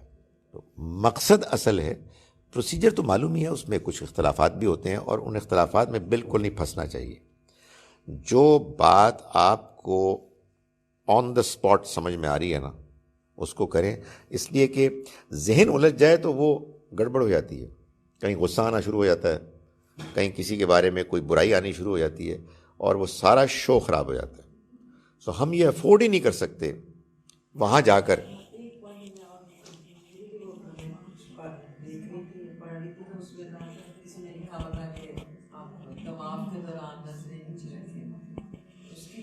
نہیں کوئی طواف کے دوران اگر آپ نظریں نیچی رکھیں گے تو آپ کو اللہ کا گھر اتنے قریب جب جانے کے باوجود نظر نہیں آئے گا, تو اس میں تو فائدہ ہی کچھ نہیں ہوا. تو اگر 2 نفل نہیں پڑھ سکتے تو عورتیں دھکے دے رہی ہیں کہ آپ کو دھکا دے کے پڑھنی پڑے گی. ویسے میں نے 2-3 کو گرا کے ایک بار پڑھی ہوئی ہے, لیکن ڈاکٹر صاحب وہ صحیح نہیں ہے, غلط ہے. حجر اسود کو بوسہ دینا دوسرے لوگوں کو تنگ کر کر ریاض الجنہ میں جا کے نماز پڑھنا دوسروں کو دھکے دے کے, یہ غلط ہے. اصل میں دیکھیں میں آپ کو ایک بات بتاؤں, ایک بڑی انفارچونیٹ چیز جو ہمارے ہاں دینی لوگوں میں پیدا ہوئی ہے وہ یہ ہے کہ انہوں نے دین کے اس حصے کو تو سیریسلی لیا کہ جو حصہ بیان ہوا ہے, اور اس حصے کو اگنور کر دیا جو بیان نہیں ہوا. جو بیان نہیں ہوا وہ یہ ہے کہ آپ کو جو اللہ نے فطرت دی ہے, آپ کے اندر خیر اور شر کا جو شعور دیا ہے, آپ کے اندر جو ڈیسنسی دی ہے, یہ خدا کی طرف سے ہے اور یہ دین کا پہلا حصہ ہے. اس معاملے میں اللہ تعالیٰ تفصیلات نہیں بیان کرتے, بس ریمائنڈ کراتے ہیں. شریعت ان معاملات سے تعلق رکھتی ہے کہ جہاں کنفیوژن ہے. یہ وہی ٹریجڈی ہے جس کا ذکر میں کرتا ہوں جی, کہ آپ مسجد جائیں نا تو آپ یہ محسوس کریں گے کہ لوگ پہلی صف میں جانے کے لیے بےتاب ہیں, اپنے پائنچوں کو ٹخنوں سے انہوں نے اوپر کیا ہوا ہے, جوتیوں کا ایک طوفان بدتمیزی مسجد کے باہر کھڑا ہے. اتنی عجیب و غریب صورتحال ہے, اس لیے کہ وہاں ان کو کچھ احادیث مل گئی ہیں, یہاں نہیں ملی. کیوں نہیں ملی بھائی؟ یہ امپلائڈ بات ہے. تم اگر انسان ہو تو تم سلیقے سے اپنے جوتیوں کا رکھنے کا بندوبست کرو گے, صفائی کا خیال کرو گے. ہر چیز ڈسکرائب کرنے والی تو نہیں ہوتی نا. سو اصل میں یہ ہمارے ہاں, اچھا اس کے پیچھے ایک اور فلسفہ ہے. وہ فلسفہ یہ ہے کہ ہمارا دین ایک مکمل ڈسکرپشن ہے, ہر بات بیان ہو گئی ہے. نہیں, ایسا تو نہیں ہوا. میں آپ سے گزارش کر رہا ہوں کہ دین کا ایک بڑا حصہ وہ ہے کہ جس کو حکمت کہا گیا ہے, یعنی ہیومن نیچر کے اندر ایمبیڈڈ, آلریڈی موجود صحیح اور غلط میں فرق کرنے کا احساس. اس کو گیون مان کر آگے اللہ تعالیٰ بات کرتے ہیں اور یہ بتاتے ہیں کہ جس کے اندر وہ نہیں ہے اس کو دین مل ہی نہیں سکتا.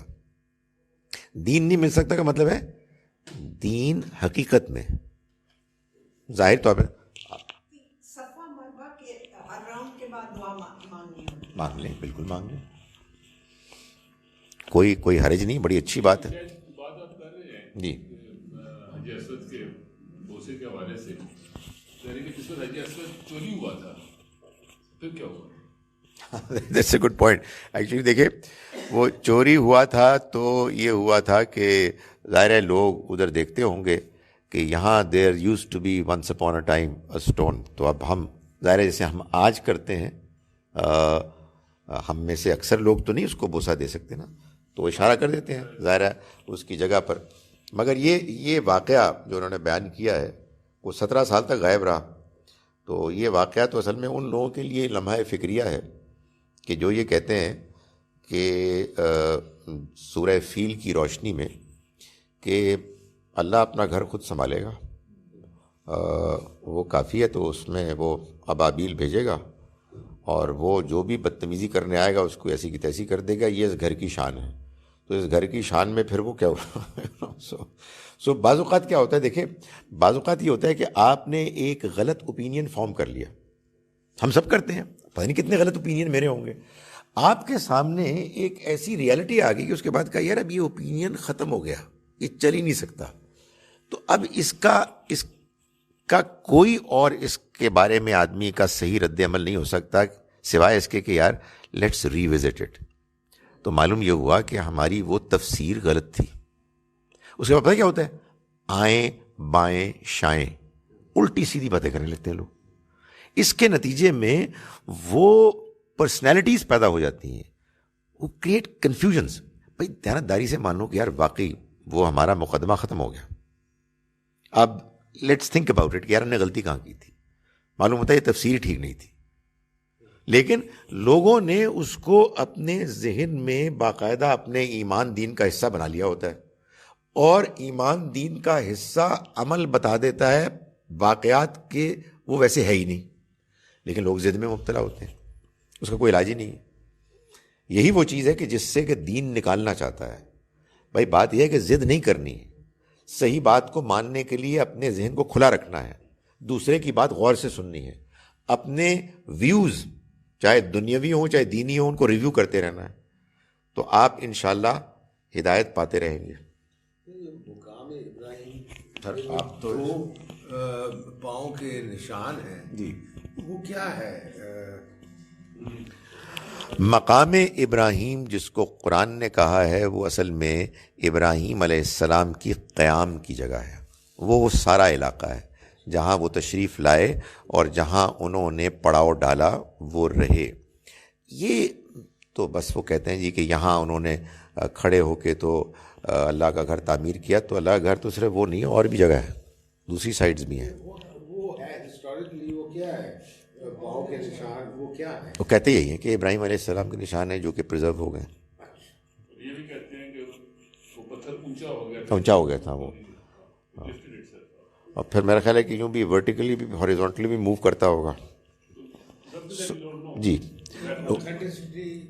ہاں نہیں, لیکن وہ چونکہ دیکھیں نا یہ ایک ایکسائٹنگ بات ہے, اس لیے اس میں لوگوں کی دلچسپی ہوتی ہے اور اس کا ایک نتیجہ نکلتا ہے. باقی ساری باتیں بورنگ ہو جاتی ہیں اور اس میں دلچسپی نہیں ہوتی. میں آپ کو بتا رہا ہوں جو اصل دین ہے وہ اس کے اندر بہت ایکسائٹمنٹ, بہت ڈیپتھ، بہت انسان کے لیے سیٹسفیکشن ہے، مگر اس کے بعد اس طرح کی چیزیں جو ہے نا ان سے اپنے آپ کو بچائیں. میں کہتا ہوں کہ سورہ یوسف انتہائی خوبصورت سورہ ہے، لیکن بہت سے لوگوں کے ٹیسٹ پر پوری نہیں اترتی، تو انہوں نے پھر زلیخا کے ساتھ باقاعدہ رومانس کروایا اور اس کی ایک سٹوری بنائی، اس لیے کہ ان کے مزاج میں وہ والی باتیں پوری نہیں اترتی.